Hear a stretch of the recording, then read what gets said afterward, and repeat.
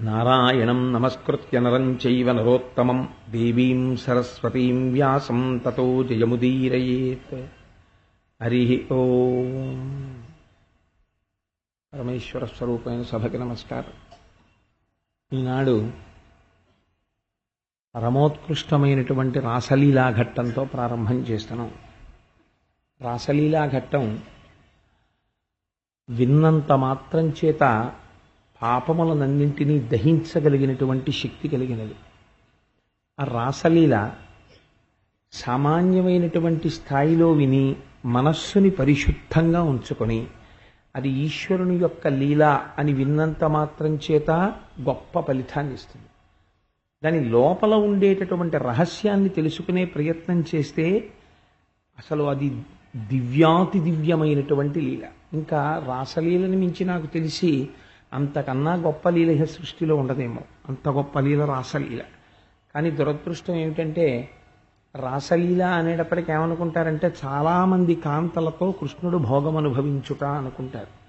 అది కాదు దాని ఉద్దేశ్యం. అంతకన్నా చెప్పడానికి వేరొక మార్గం లేదు, అందుకని అలా చెప్తారు దాన్ని. అది ఎలా ఉంటుంది అన్నది నేను మీకు ఎక్కడికక్కడే వివరణ చేసే ప్రయత్నం చేస్తాను. ఒక విహంగ వీక్షణంగా మీరు దాన్ని అందుకునే ప్రయత్నం చేస్తారు అని భావిస్తున్నాను. శరత్కాలం వచ్చింది.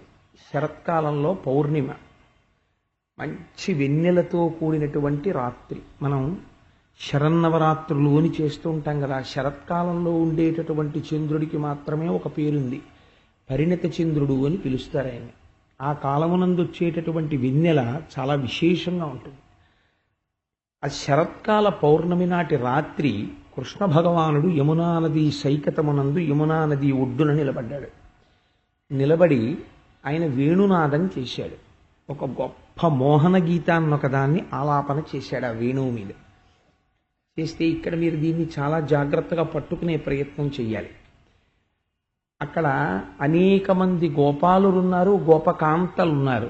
గోపాలుల గురించి మాట్లాడరు, గోపకాంతల గురించే మాట్లాడతారు. వాళ్ళలో కొంతమంది దూడల్ని విడిచిపెడుతున్నారు పాలు తీయడానికి, మరికొంతమంది పాలు పితుకుతున్నారు, మరికొంతమంది పితికిన పాలని అగ్నిహోత్రం మీద పెడుతున్నారు, మరికొంతమంది పాలని దింపుతున్నారు. అంటే ఇవన్నీ ఒక ఇంట్లో కావు, ఒక్కొక్క ఇంట్లో ఒక్కొక్కలా. మా ఇంట్లో పాలు కాస్తున్న సమయంలో ఉదయం మా చెల్లెలి ఇంట్లో పాలు దింపుతూ ఉండొచ్చు, పెద్ద ఆశ్చర్యం లేదు కదా అది అలా. అందుకని పాలు దింపుతున్నారు. వేరొకరి ఇంట్లో అప్పుడే చల్ల చేసే ప్రయత్నం చేస్తున్నారు. వేరొకరి ఇంట్లో అప్పుడే తన బిడ్డడికి పాలివ్వడానికి ఒక స్త్రీ ప్రయత్నం చేస్తోంది. ఈలోగా కృష్ణ భగవానుడు ఊదినటువంటి ఆ వంశీరవం వినపడింది. వంశీరవం వినపడగానే ఇక్కడే మనస్సులో కృష్ణ భగవానుడి దర్శనం చేసి ఇంత గొప్ప వంశీరవాన్ని చేస్తున్నటువంటి ఆ మోహన రాగాన్ని పలుకుతున్నటువంటి కృష్ణ పరమాత్మ యొక్క రూపాన్ని చిత్రించుకొని గాఢాలింగనం చేసుకుని ఆ మైమరపు చేత పరవశులై ఇక్కడే శరీరాన్ని వదిలిపెట్టేశారు కొందరు గోపకాంతలు. మరికొంతమంది భర్తలు అడ్డుపడుతున్నా, మామలు అడ్డుపడుతున్నా, మరుదులు అడ్డుపడుతున్నా, కొడుకులు అడ్డుపడుతున్నా మాకు కృష్ణుడితోటి రాసలీల చెయ్యాలి, మేము ఆయన చేత ఆనందం అనుభవించాలి అని వీళ్ళందరినీ తోసేసి కృష్ణుడు ఎక్కడ ఈ వేణువు మీద రాగాలాపన చేస్తున్నాడో అక్కడికి పరిగెత్తుకుంటూ వెళ్ళిపోయారు. వెళ్ళిపోతే కృష్ణుడు వీళ్ళందరినీ చూశాడు. చూసి మీరందరూ సంసారములు చేస్తున్న వాళ్ళు కదా, మీకు భర్తలున్నారు, మీకు బిడ్డలున్నారు, మామలున్నారు, తల్లిదండ్రులున్నారు, మరుదులున్నారు. ఇలా వేళకాని వేళలో పరపురుషుడి దగ్గరికి స్త్రీలు పరిగెత్తుకుని వస్తే మానమర్యాదలు మంట కలిసిపోవా? మామకి తెలిస్తే సంసారం పాడైపోదా? వివాహము విచ్ఛిన్నమైపోదా? భర్తకి తెలిస్తే పరిస్థితి ప్రమాదకరంగా ఉండదా? తల్లిదండ్రులకి తలవంపులు కాదా? తోడికోడళ్ళు దెప్పి పొడవరా? కొడుకులు అవమానించరా? మీరు ఎందుకు వచ్చారు ఈ రాత్రి వేళని అడిగాడు. అడిగితే వాళ్ళు కన్నుల వెంట నీటిధారలు కారుస్తూ, కృష్ణ మేము రావడానికి కారణం నీకు తెలుసు, ఇక్కడ వరకు వచ్చిన తరువాత నీ వలన సుఖమును పొందాలని మేము వస్తే ఎందుకు వచ్చావని అడుగుతావా అని అడిగారు. ఇది కొంచెం బాహ్యంలో ఇక్కడ వరకు చెప్పేటప్పటికి పరీక్షిత్తుకే చాలా ఆశ్చర్యం వేసింది. వేసి వెంటనే ఆగండి ఆగండి ఆగండి అని నడుచుకోండి అని. అసలు ఇదేమిటో చాలా తమాషాగా ఉంది. ఇప్పటి వరకు చెప్పినవన్నీ బాగానే ఉన్నాయి, కానీ ఇప్పుడు చీకటి పడ్డం ఏమిటి, ఆయన వేణువు వాయించడం ఏమిటి, వీళ్ళందరూ పరిగెత్తుకెళ్ళిపోవడం ఏమిటి, మగాళ్ళు అడ్డు పెడితే తోసేయడం ఏమిటి, నీ వలన మేము సుఖాన్ని పొందాలని అడగడం ఏమిటి, భగవానుడు ఈ పనులు చెయ్యవచ్చా, ధర్మమును ఆవిష్కరించవలసిన వాడు, ధర్మమును స్థాపించవలసిన వాడు పరకాంతల యందు ఇటువంటి మోహబుద్ధిని జనింప చేయవచ్చా అని అడిగారు. అడిగితే శుకబ్రహ్మ అన్నారు, నువ్వు తొందరపడకు పరీక్షిత్, రాసలీల జాగ్రత్తగా వినే ప్రయత్నం చేయి, నువ్వు దాన్ని అందుకుంటావు అన్నారు. మీకు ఇక్కడ నేను ఒక విషయాన్ని ప్రస్తావన చేయకపోతే, నేను రాసలీలని రాసలీలగా ఇలా చెప్పి ఒక మాటతో నేను ముగించగలను. ఇది ఈశ్వరుడు యొక్క లీల. ఈశ్వరుడు చేసేటటువంటి పని యందు యుక్తాయుక్తములను విచారించేటటువంటి అధికారము మనకు ఉండదు. ఎందుకంటే ఒక భర్త ఒక భార్యని దేనికో దెబ్బలాడుతున్నాడు అనుకోండి, మీరు వెళ్ళి అయ్యా మీరు అలా ఎందుకు దెబ్బలాడుతున్నారండి, అలా దెబ్బలాడకూడదు ఇలా దెబ్బలాడాలని మీరు చెప్పకూడదు భర్తకి. ఎందుకంటే అది భార్యాభర్తల సంబంధం అంతే. ఆయన జగత్ప్రభువు. జగత్ప్రభువు అయినటువంటి వాడు జగత్తు యందు ఏది చేసినా దాన్ని అడిగే అధికారం, దాని గురించి విమర్శ చేసే అధికారం మనకి లేదు అని నేను ఒక మాట చెప్పా, లీల పూర్తి చేశాను అనుకోండి, మీరు నా చొక్కా ఏం పట్టుకోరు. ఎందుకంటే శుకుడు కూడా ఈ మాట చెప్పాడు.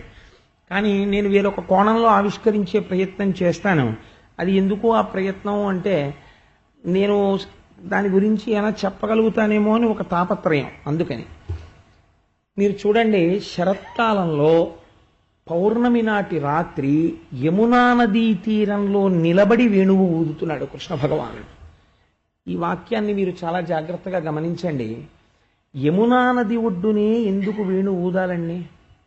మీకు నేను కృష్ణ జననంలో ఒక మాట చెప్పాను, మీకు జ్ఞాపకం ఉండి ఉంటుంది. యమున కాల ప్రవాహమునకు గుర్తు. సూర్యుడికి ఒక కొడుకు ఒక కూతురు. కొడుకు యముడు, కూతురు యమున. యమున ప్రవహించి వెళ్ళిపోయేటటువంటి కాలము యొక్క స్వరూపము. ఈ కాలము ప్రవహించి వెళ్ళిపోతున్నప్పుడు ఏమవుతుంది?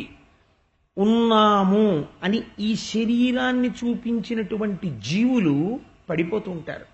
ఎంతమంది పడిపోతూ ఉంటారు ఎవ్వరికీ తెలియదు. ఆ లెక్క పెట్టగలిగిన వాడు ప్రపంచమునందెవ్వడూ ఉండడు.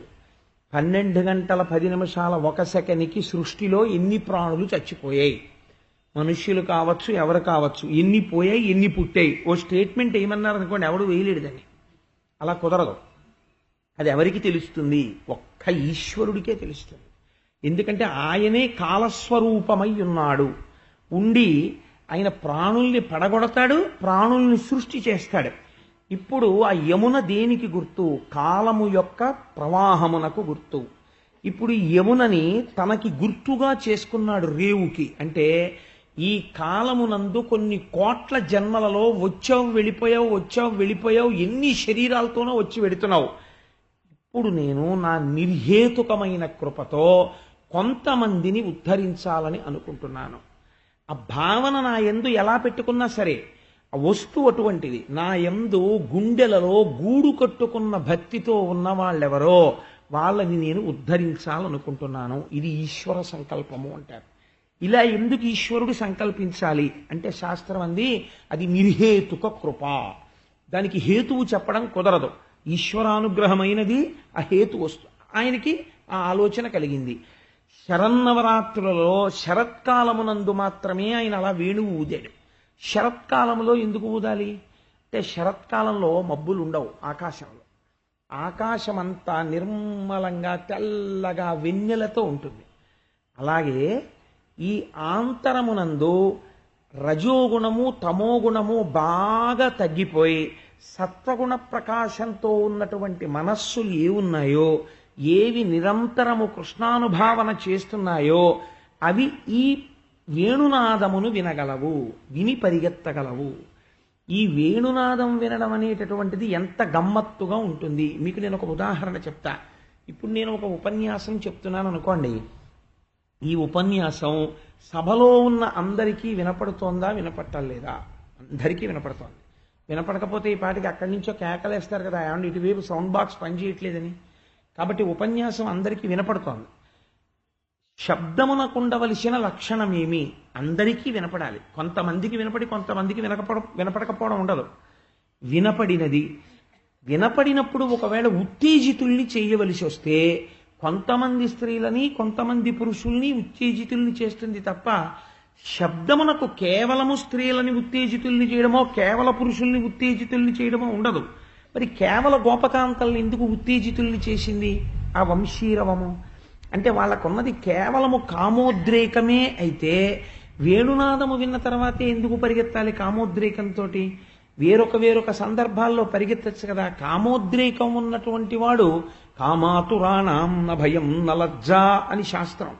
కామాతురత కలిగినటువంటి వాడు, అందున పరపురుష సంగము కోరుకునేటటువంటి స్త్రీ గుప్తంగా వ్యవహరిస్తుంది తప్ప తన భర్త ఎదురొస్తే తోషవతల బారేసి మరిదిని తోసేసి మామగారిని తోసేసి అక్కడ కృష్ణుడు వేణు ఊత్రాన్ని నేను పరిగెడతానని పరిగెడుతుందే?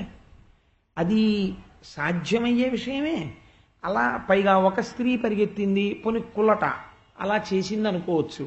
కొన్ని వేల మంది గోపకాంతలు పరిగెడుతున్నారు. మరి ఇంతమంది పరిగెడుతుంటే అడ్డడమే తప్ప వెంట పడి పరిగెత్తరా గోపాలురు? మేము అడ్డామండి వాళ్ళు వెళ్ళిపోయారండి అని చెప్పి ఏదో బ్యారికేడ్లు తోసుకుని వెళ్ళిపోతే చూస్తూ ఊరుకున్న కార్యకర్తల్లా చూస్తూ ఊరుకుంటారా? అంతే తప్ప వెంటపడి వెనక్కి తీసుకురారా? వాళ్ళు వెళ్ళరా అలాగా? అలా ఎందుకు జరుగుతుంది రాసలీలలో? అంటే ఇన్ని ప్రశ్నలకి నేను ఒక్క జవాబు చెప్పేస్తాను, మీరు దాన్ని అన్వయం చేసుకోండి. దీనికి అర్థం ఏమిటో తెలుసా అండి? వేణునాదము వింటే గోపకాంతలకేమైనది అన్నారు, అనంగవర్ధనమైనది అన్నారు. ఈ మాట వాడి వ్యాసుల వారు మనందరినీ సమ్మోహనాస్త్రం వేశారు. కృష్ణుడివే లేదు, ఆయన వేశారు. అనంగవర్ధనం అంటే ఏమిటో తెలుసా అండి? అనంగుడు అంటే శరీరము లేనివాడు. శరీరము లేనివాడు మన్మధుడు. మన్మథవర్ధనం అంటే లోపల కామోద్రేకము కలిగినది. ఇది బాహ్యార్థం. మీరు అలాగే తీసుకుంటే దానికి అర్థం అలాగే వస్తుంది. రాసలీల అన్న హెడ్డింగ్ దృష్టిలో పెట్టుకుని తీసుకున్నారనుకోండి, అనంగా అంటే శరీరము కానిది. శరీరము కానిదేది? ఆత్మ. ఆత్మవర్ధనము అంటే ఆత్మాభిముఖుడైనాడు. ఈశ్వరుడి పిలుపు వాడికి అందింది. ఎవడు యోగ్యుడో వాడికి అందింది. దీనికి మీకు ఒక ఉదాహరణ చెప్తా. ఒకానొకనాడు భగవాన్ రమణులు, అప్పటికింకా వారు తపస్సు చెయ్యలేదు, ఆత్మదర్శనం చెయ్యలేదు. వారు పిల్లవాడిగా ఉండగా ఒకనాడు వీధిలో వెళ్ళిపోతున్నారు. వెళ్ళిపోతుంటే నాకు జ్ఞాపకం ఉన్నంత వరకు ఆ పేరు నేను కరెక్ట్గా చెప్పుంటే రామనాథస్వామి అయ్యారు అనుకుంటాను, వారి బంధువు కూడా అవుతారేమో. వారు అరుణాచల దర్శనం చేసి వస్తున్నారు. వీరు చాలా సామాన్యమైన ప్రశ్న ఒకటి వేశారు, మీరు ఎక్కడి నుంచి వస్తున్నారు అని అడిగారు. నేను అరుణాచలం నుంచి వస్తున్నాను అన్నారు ఆయన. ఇదే వేణువు వినపడటం అంటే. నేను అరుణాచలం నుంచి వస్తున్నాను అన్నారు. ఆగిపోయారంటే ఆ పిల్లవాడు. అప్పటి వరకు అతని పేరు వెంకట్రామన్, రమణుల పేరు. ఆగిపోయి ఏమన్నారు అన్నారు, అరుణాచలం నుంచి వస్తున్నాను అనగానే నాకు ఈ పేరుతో ఏదో కొన్ని కోట్ల జన్మల అనుబంధం ఉంది. ఈ పేరు వినగానే నాకు రోమాంచితం అవుతోంది, నాకేదో తెలియని ఆనందం వస్తోంది. ఏమిటి ఆ పేరని? అరుణాచలమా? ఎక్కడా అన్నారు. అరుణాచలం తెలియదా? తిరువణ్ణామలై అన్నారు. అంతే. మీరు నమ్ముతారా? ఈ మాట రమణుల జీవితాన్ని వేరొక వైపుకి తీసుకెళ్ళి, ఇది ప్రేరణ. ఆయన ఒకనాడు ఇంట్లో పైన కూర్చున్నారు, మరణ సదృశమైనటువంటి అనుభవాన్ని పొందారు. ఈ శరీరము పడిపోతోంది, శరీరము పడిపోతోందని నాకు తెలుస్తోంది. నాకు తెలుస్తోంది కాబట్టి నేనన్నది ఇది కాదు, లోపలున్నది నేను. ఇది చూస్తోంది ఇది పడిపోవడాన్ని. ఇది పడిపోయాక దీన్ని శ్మశానానికి తీసుకెడతారు, దీన్ని కాల్చేస్తారు. అప్పుడు ఈ నేను ఏమవుతుంది? చూస్తున్న నేను. కాబట్టి ఈ నేను కాదు, ఈ లోపలున్న నేను అన్న భావన వారికి కలిగింది. అంతే, అది వైరాగ్యం. ఆ తర్వాత ఇంకా వారు వెనక్కి తిరిగి చూడలేదు. అప్పటి నుంచి పరధ్యానంగా ఉండేవారు. నువ్వు ఎందుకు పరధ్యానంగా ఉంటున్నావు, నువ్వు ఎందుకు చదువుకోవట్లేదు అనేవారు ఇంట్లో. అంతే. ఆ తర్వాత వారు అరుణాచలం వెళ్ళిపోయారు. ఇంకా తన జీవిత కాలమనందు వారు వెనక్కి తిరిగి రాలేదు. వారి ఆత్మ అరుణాచలంలో కలిసిపోయింది. ఇప్పుడు మీరు దీన్ని ఏమంటారు? అరుణాచలం నుంచి వస్తున్నాను అని ఆయన అన్న మాట అందరికీ వినపడలేదా? ఒక్క వెంకట్రామన్ని మాత్రమే భగవాన్ రమణులుగా ఎందుకు మార్చింది? ఒక జగదాచార్యుడిగా ఎందుకు నిలబెట్టింది? అంటే ఆయన యందు భగవంతుని యొక్క అనుగ్రహము ప్రసరించినది. ఇది వేణునాదం వినపడ్డం అంటే. ఇప్పుడు వినపడితే ఏమైంది? అనంగవర్ధనమైనది. అనంగవర్ధనం అంటే ఆత్మోన్ముఖమయ్యారు వీళ్ళందరూ. ఎవరయ్యారు? గోపకాంతలకే చెప్తారు. పురుషుడికి ఎందుకు చెప్పరో తెలుసా అండి? ప్రపంచమునందు మనం అందరం కూడా బాహ్యంలో భార్య భర్త అంటాం, కానీ శాస్త్రమునందు మాత్రం భార్య భర్త ఉండరు, ఒక్కడే ఉంటాడు. ఎవరో తెలుసా అండి? అందరూ స్త్రీలే. అందరూ ఎవరిని పొందాలి?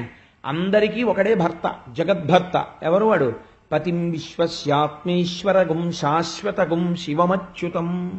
వాడు విశ్వేశ్వరుడు లేదా నారాయణుడు, మీరు ఏ పేరు పెట్టి పిలవండి, దానికి ఏం అభ్యంతరం లేదు. వాణ్ణి పొందాలి. కాబట్టి ఇప్పుడు స్త్రీయా పురుషుడా? స్త్రీగా చెప్తారు, ఎందుకంటే వాణ్ణి పొందాలి కాబట్టి పురుషుణ్ణి.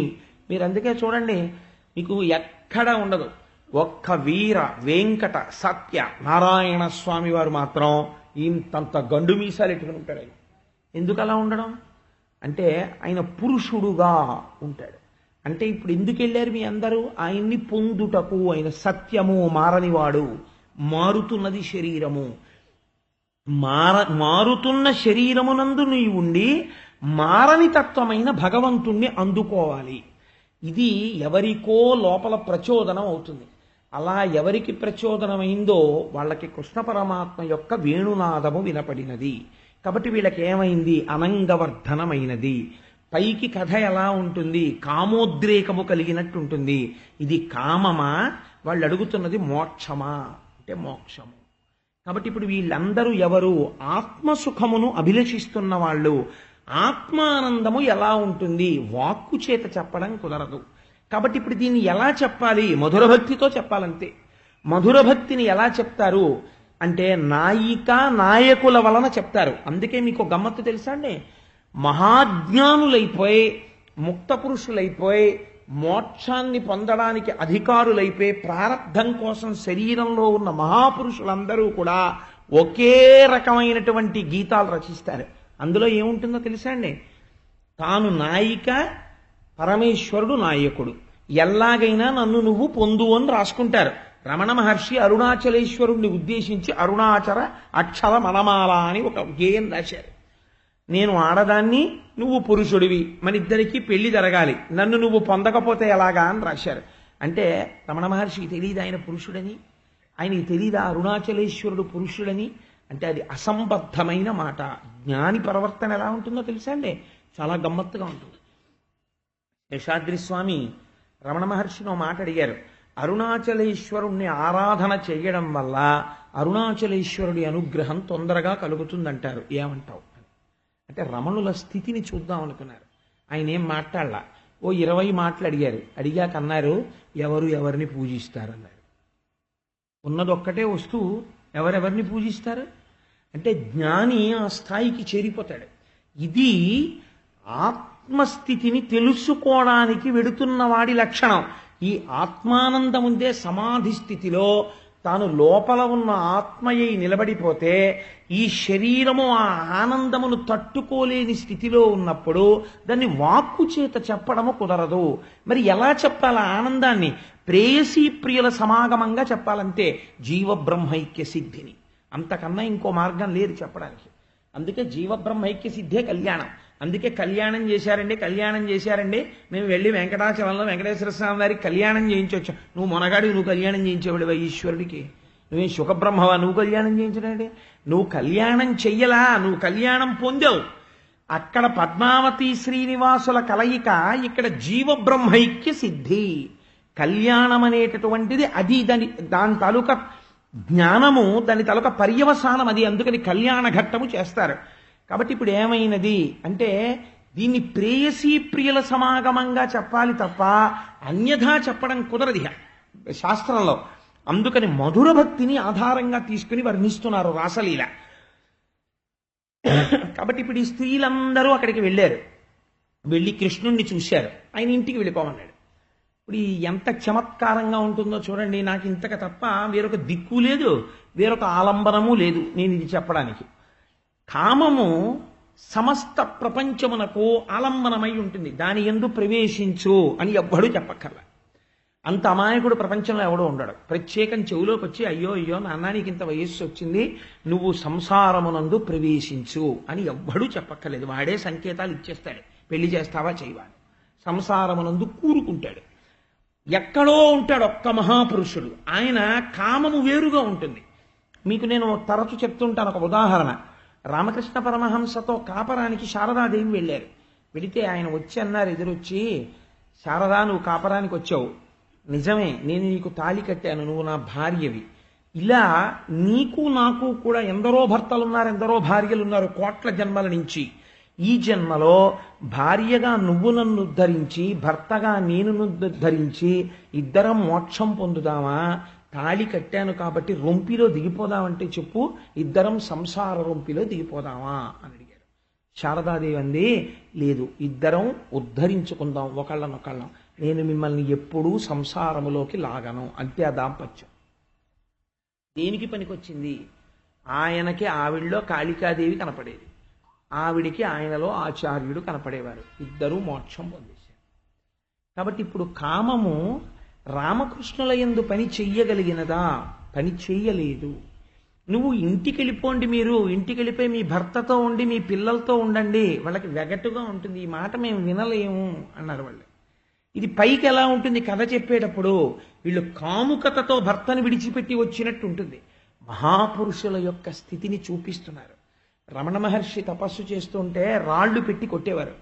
కొడుతుంటే ఆఖరికి ఒక రైతు చూసి ఒక మామిడి తోటలోకి తీసుకెళ్లి ఒక మామిడి చెట్టు మీద చిన్న 4 కర్రలు పరిచి దాని మీద కూర్చుని తపస్సు చేసుకోన్నారు.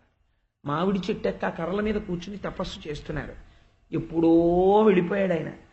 ఆఖరికి వాళ్ళ బంధువు ఒక ఆయన గుర్తుపట్టారు. వాళ్ళ అమ్మగారు వచ్చారు, ఇంటికి వచ్చేయమని అడిగారు. ఆయన వెళ్ళిపోయేటప్పుడు కూడా ఉత్తరం ఏమని రాశారో తెలుసా అండి? ఆయన వెళ్ళిపోయే ముందు ఆత్మజ్ఞానం వచ్చిన వాడి నోటి వెంట వచ్చే మాట ఎంత గమ్మత్తుగా ఉంటుందో చూడండి. ఇది దాని నిజస్థానమును భర్తను వెతుక్కుంటూ వెళ్ళిపోవుచున్నది, దీని కొరకై ఎవ్వరూ అన్వేషించవలసిన అవసరము లేదు, ఈ డబ్బాలో తీసుకోబడినటువంటి డబ్బుతో ఫీజు కట్టబడలేదు, కాబట్టి దీని కొరకు అంటే ఇది నా కొరకంట లేదు, ఫాల్స్ నేను చూపించట్లేదు, అసలు నేను తెలుసుకున్నారు ఆయన. కాబట్టి దీని కొరకు అన్వేషించవద్దు. కింద సంతకం లేదు. ఎందుకని? నామరూపాలతో ఆయనకి ఇప్పుడు సంబంధం లేదు, అంతటా పరివ్యాప్తమైన ఆత్మతో సంబంధం. అమ్మగారు వచ్చి ఇంటికి రమ్మన్నారు. రమ్మంటే ఆయన అన్నారు, ఎవరు అమ్మ, ఎవరు పిల్లాడు, ఎక్కడికి రావడం? ఆయన వెళ్ళలేదు, అరుణాచల గుహల్లో ఉండిపోయారు. కాబట్టి ఇంటికి రా అన్న మాట వాళ్ళకి చిత్రంగా ఉంటుంది. ఏమిటి ఇల్లు, ఎవరు భార్య, ఎవరు పిల్లలు, ఎన్ని కోట్ల జన్మల నుంచి ఉన్నాయి ఈ సంబంధాలు, ఏమిటా మమకారాలు? కాబట్టి ఈశ్వరుణ్ణి చెందడానికి ఈ జన్మ తప్ప ఈ జన్మ సంసారము కొరకు కాదు అని వారు నిర్ధారణకు వస్తారు. కాబట్టి వాళ్ళు పైకి బాహ్యంలో మీకు కథ ఎలా అనిపిస్తుంది? ఒళ్ళు తెలియని కామంతో ప్రవర్తిస్తున్నటువంటి జారునిల కథలా ఉంటుంది రాసలీల. మీకు అంతే అర్థమైనట్లుగా మాట్లాడారనుకోండి, భగవంతుడి పట్ల, భాగవతుల పట్ల, ముక్త పురుషుల పట్ల భయంకరాపరాధం జరిగిపోతుంది. కాబట్టి రాసలీల తెలిస్తే మాట్లాడాలి, తెలియకపోతే ఊరుకోవాలి, అంతే తప్ప దాని జోలికి వెళ్ళకూడదు. కాబట్టి ఇప్పుడు వాళ్ళు ఏమన్నారు? కృష్ణ పరమాత్మ పాదాల దగ్గరికి వచ్చి పట్టుకుని, అయ్యా స్వామి, నీ చరణ సేవకులకు సంసార భయము మాన్పి శ్రీకరంపు పట్టు కలిగి కామదాయి అయిన కరసరోజమ్ము మా మస్తకములను నిచిమనుపు మీషా అన్నారు. ఎంత గొప్ప మాట చూడండి. ఈ పద్యంలో మీరు ఎక్కడైనా వాళ్ళు కామోద్రేకంతో ఉన్నారు అని నాకు చూపించండి.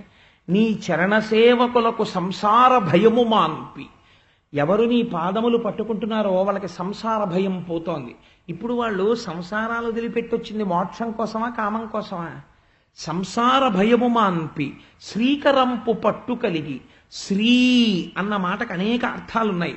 శ్రీ మోక్షం, ఆ మోక్ష సంపదనీయగలిగినటువంటి నీ చేతిని మా మస్తకములను నిచి మా తల మీద ఉంచి మమ్మల్ని రక్షించు ఈశ్వర అన్నారు వాళ్ళు. అంటే వాళ్ళు అడుగుతున్నది మోక్షాన్ని అడుగుతున్నారు ఆ కోపకాంతలందరూ కూడా.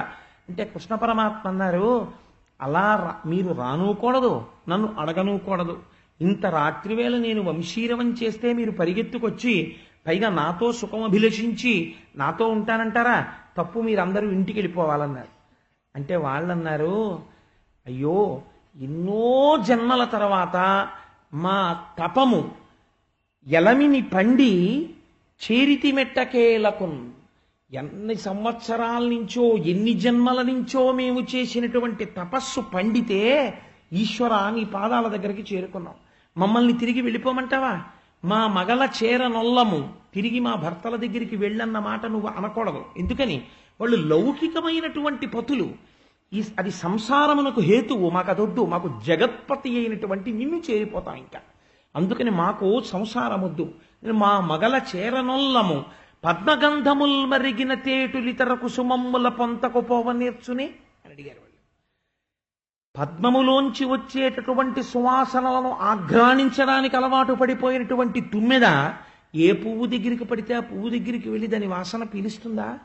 పతి అని పిలవబడేటటువంటి వాడు, భరించేటటువంటి వాడు, రక్షించేటటువంటి వాడు, ఆ లక్షణములు ఉన్నవాడివి నీవు మమ్మల్ని దరి చేర్చాలి. ఎన్ని జన్మల నుంచి తిరుగుతున్నామో ఇలాగా, మాకు మోక్షం ఇవ్వాలి. నువ్వు మళ్ళీ మా పతుల దగ్గరికి వెళ్ళిపో అంటావని మేము వచ్చాం అనుకుంటున్నావా? మేము మళ్ళీ తిరిగి వెళ్ళడానికి నీ దగ్గరికి రాలేదు. మాకు తిరిగి రావలసిన అవసరం లేని మోక్ష పదవిని ఇమ్మన్నారు. అంటే పరమాత్మ ప్రీతి చెందారు వాళ్ళ మాటలకి. అంటే వెళ్ళడం ఒకెత్తండి, వెళ్ళి నిలబడడం ఒకెత్తు. దీనికి చాలా తేడా ఉంటుంది. మీకు నేను ఒక ఉదాహరణ చెప్తాను. అరుణాచలం వెళ్ళిపోయారు రమణ మహర్షి, వెళ్ళి నిలబడ్డం చాలా కష్టం. యజ్ఞోపవీతం తీసి విసిరిశారు. ఆఖరికి పెట్టుకున్న గోచి కూడా తీసి విసిరారు. ఎందుకు ఇవన్నీ? దేహం నేను కానప్పుడు అనిపించింది అంతే. ఆయనకి కూర్చుని తపస్సు చేసుకున్నారు, రాళ్ళెట్టి కొట్టారు, గుండు గీయించేసుకున్నారు, పాతాళలింగం దగ్గరికి వెళ్ళిపోయారు. ఎవ్వరికీ అందరూ మనుషులు ఉండే చోట ఉండాలనుకుంటారు. ఆత్మజ్ఞాని ఎవరు లేని చోట ఉంటానంటాడు. అందుకని పాతాళలింగం దగ్గర కూర్చున్నారు. తేళ్లు జర్రిలు కరిచేసాయి, మాంసం ఊడిపోయింది, నెత్తురు కారిపోయింది, అట్టలు కట్టేసింది. ఆయన అలాగే కూర్చున్నారు. శేషాద్రి స్వామి వచ్చి బయటికి తీశారు. కాబట్టి ఎలా ఉంటుంది వాళ్ళ పరిస్థితి అంటే బ్రహ్మమునందు రమించేటటువంటి స్థితిలో ఉంటారు. ఇప్పుడు ఈ స్థితిని తట్టుకోగలిగితే, వైరాగ్యము అంత గట్టిగా నిలబడితే, విడిచిపెట్టగలిగితే, తపస్సునందు నిలబడితే భగవంతుడే కావాలని ఇక్కడే కనపడతాడు ఈశ్వరుడు. అప్పుడు పొందేటటువంటి ఆనందం ఏది ఉంటుందో దాన్ని సింబలైజ్ చేస్తారు, అంటే సంకేతిస్తారు. దాన్ని ఎలా సంకేతిస్తారంటే ప్రియుడు ప్రేయసి ఇద్దరూ కలిసి ఆడుకుంటున్నట్టుగా చూపిస్తారు. అంటే ఇప్పటి వరకు జీవుడు అనబడ్డవాడు బ్రహ్మముతో ఐక్యము చెందుతాడు. ఈ జీవ బ్రహ్మైక్యమునందు కలిగేటటువంటి ఆనందానుభూతి ఏది ఉందో అది ప్రేయసీ ప్రియుల సమాగమమునందు కలిగేటటువంటి ఆనందముగా చూపిస్తారు. కాబట్టి రాసలీలలో మీకు పైకి ఎలా కనపడుతుంది? అనేక మంది గోపకాంతలు కృష్ణుడు కలిసి ఆడుతున్నట్టు కనపడుతుంది. కానీ అది నిజమా? సంకేతిస్తున్నారు. అది బ్రహ్మానందమును వాళ్ళు అనుభవిస్తున్నారు. కాబట్టి ఇప్పుడు ఏమంటారు? నడుములు వీగియాడ, చిరునవ్వులు నివ్వటిలింగ, హారముల్ విడివడ, చూట్కి మెరుంగులు పర్వ, మేఖలల్ వదల, ఘర్మముల్ నొడమ, కురుల్ చెలింప, శృతిభూషణముల్ చెలింప సకృష్టలై, పడత కొలాడు చుంచలగి పాడిరి మేఘ తటిల్లతా ప్రభన్ అంటారు. మేఘం మీద మెరుపులు ఎలా ఉంటాయో అలా వాళ్ళందరూ కలిసి కృష్ణుడితో ఆడుతున్నారు. ఒక కృష్ణుడితో ఇన్ని వేల మంది ఎలా ఆడతారు? ఏకకాలమునందు బ్రహ్మైక్య సిద్ధిని ఇంతమంది భాగవతులు ఎలా పొందగలుగుతున్నారు? అంగనామంతరే మాధవం మాధవం మాధవం చాంతరే నంగన విద్ధిదా కల్పకౌ మండలే మధ్యగౌ సంజ్ఞగౌ వేణునా దేవకీ నందన. గోపిక గోపిక గోపిక గోపిక, మధ్యలో కృష్ణుడు, కృష్ణుడు కృష్ణుడు, మధ్యలో గోపిక. ఎంతమంది అయినా ఏకకాలమునందు మోక్షానుభవాన్ని పొందుతారు. ఇంతమందితో కలిసి కృష్ణుడు ఆడుతున్నాడు రాసక్రీడ. ఇంతలోనే కొంతమంది గోపకాంతలు చూసి వీణలు మీటుతున్నారు, కొంతమంది మృదంగధ్వని చేస్తున్నారు. వీళ్ళందరూ ఆడుతుంటే నడుములు వీగియాడ, వీళ్ళ నడుములన్నీ కదిలిపోతున్నాయి. నడుములు వీగియాడ, చిరునవ్వులు నవ్విటిలింగ, ఆ చిరునవ్వులు నవ్వుతూ ఉన్నారు. హారముల్ సుడివడ, ఆ వేసుకున్న హారాలన్నీ పెనవేసుకుపోయాయి. మేఖలల్ వదల, శృతిభూషణముల్ చెల్లింప, కురుల్ చెల్లింప, ఆ వెంట్రుకలన్నీ కదిలిపోతున్నాయి. చెవులకు పెట్టుకున్న ఆభరణాలు కదిలిపోతున్నాయి. ఘర్మముల్ నొడమ, ఒంటికి చెమట పట్టేసింది. పడతొకలాడుచుంచలగి పాడిరి మేఘతటిల్లతా ప్రభన్. ఇదంతా ఎక్కడిది? యోగ విద్యలో ఆత్మానుభవాన్ని పొందే ముందు అష్టాంగ సిద్ధి జరుగుతుంటే లోపల నుంచి పుట్టేటటువంటి విపరీతమైనటువంటి స్వేదము, వినపడేటటువంటి మురళీనాదాలు, వీణలు పలుకుతున్నట్టుగా వినపడేటటువంటి ధనులు, ఇవన్నీ ఆత్మానందాన్ని పొందే ముందు అష్టాంగయోగ సిద్ధిలో సాధకుడు పొందేటటువంటి అనుభవాల్ని ఖేచరీ గుర్తులుగా, పాదగుర్తులుగా, రాసలీలాంతర్గతంగా వ్యాస భగవానుడు ఏది చెప్పడం కుదరదో వాక్కుతో దాన్ని తీసుకొచ్చి ఇంత గొప్ప రాసలీలగా వర్ణించి చూపిస్తున్నాడు. కాబట్టి గోపకాంతలందరూ కలిసి కృష్ణుడితో కలిసి రాసలీలానందాన్ని పొందుతున్నారు. జీవులు సంసార సుఖాన్ని పొందుతుంటే ఎవరు తప్పట్లు కొట్టరు, ఎవరు పొంగిపోరు. అది పశు ప్రవర్తన, దానికి ఎవడూ పొంగిపోక్కర్లేదు. ఇప్పుడు చూశారట దీన్ని. హరిణీ నయనలతోడను హరిరాస క్రీడ చేయనంబర వీధిన్, సురనాథులు భార్యలతో శౌరిది విమానముల నెక్కి చూచిరిలేశ. మోక్షాన్ని పొందుతున్న వాణ్ణి చూసి ఇన్ని జన్మల తర్వాత ఈశ్వరుడితో ఐక్యం అవుతున్నాడని దేవతలందరూ పొంగిపోతారట. ఎవరా దేవతలు? ఎక్కడుంటారు? ఈ శరీరంలోనే ఉంటారు. ఒక్కొక్క అవయవం దగ్గర ఒక్కొక్క దేవత ఉంటాడు.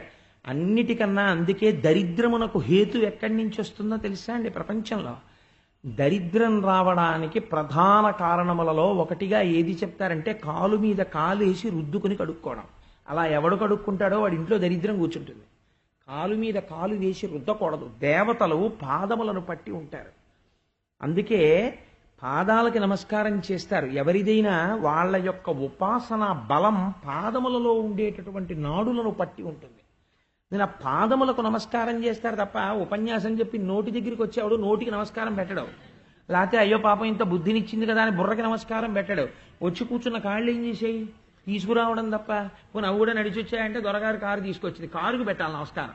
అంటే పాదాలకు పెడతారు. పాదాలకు పెట్టడం ఎందుకండి అంటే ఉపాసన బలమంతా ఎక్కడ కేంద్రీకృతం అవుతుందంటే పాదముల యందుండేటటువంటి నాడుల యందు అంది శాస్త్రం. అందుకని పాదములకు నమస్కరిస్తారు. రెండు వినయం వంగడంలో. ఇంత పైకి నిలబడే తల ఇలా కిందకు వంగుతుంది.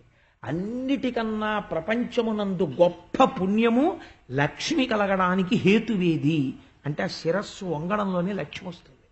ఎంత వినయం రాని లక్ష్మి ఆశ్రయిస్తుంది. కాబట్టి కాలు మీద కాలు వేసి రుద్దారనుకోండి, ఒక దేవతల్ని అవమానం చేసినట్టు లక్ష్మి విడిచిపెట్టి వెళ్ళిపోతుంది. కాబట్టి ఇప్పుడు ఎక్కడున్నారు ఈ దేవతలందరూ? శౌరిది విమానముల నెక్కి చూచిరిలేశ, ఈ శరీరంలోనే ఉన్నారు.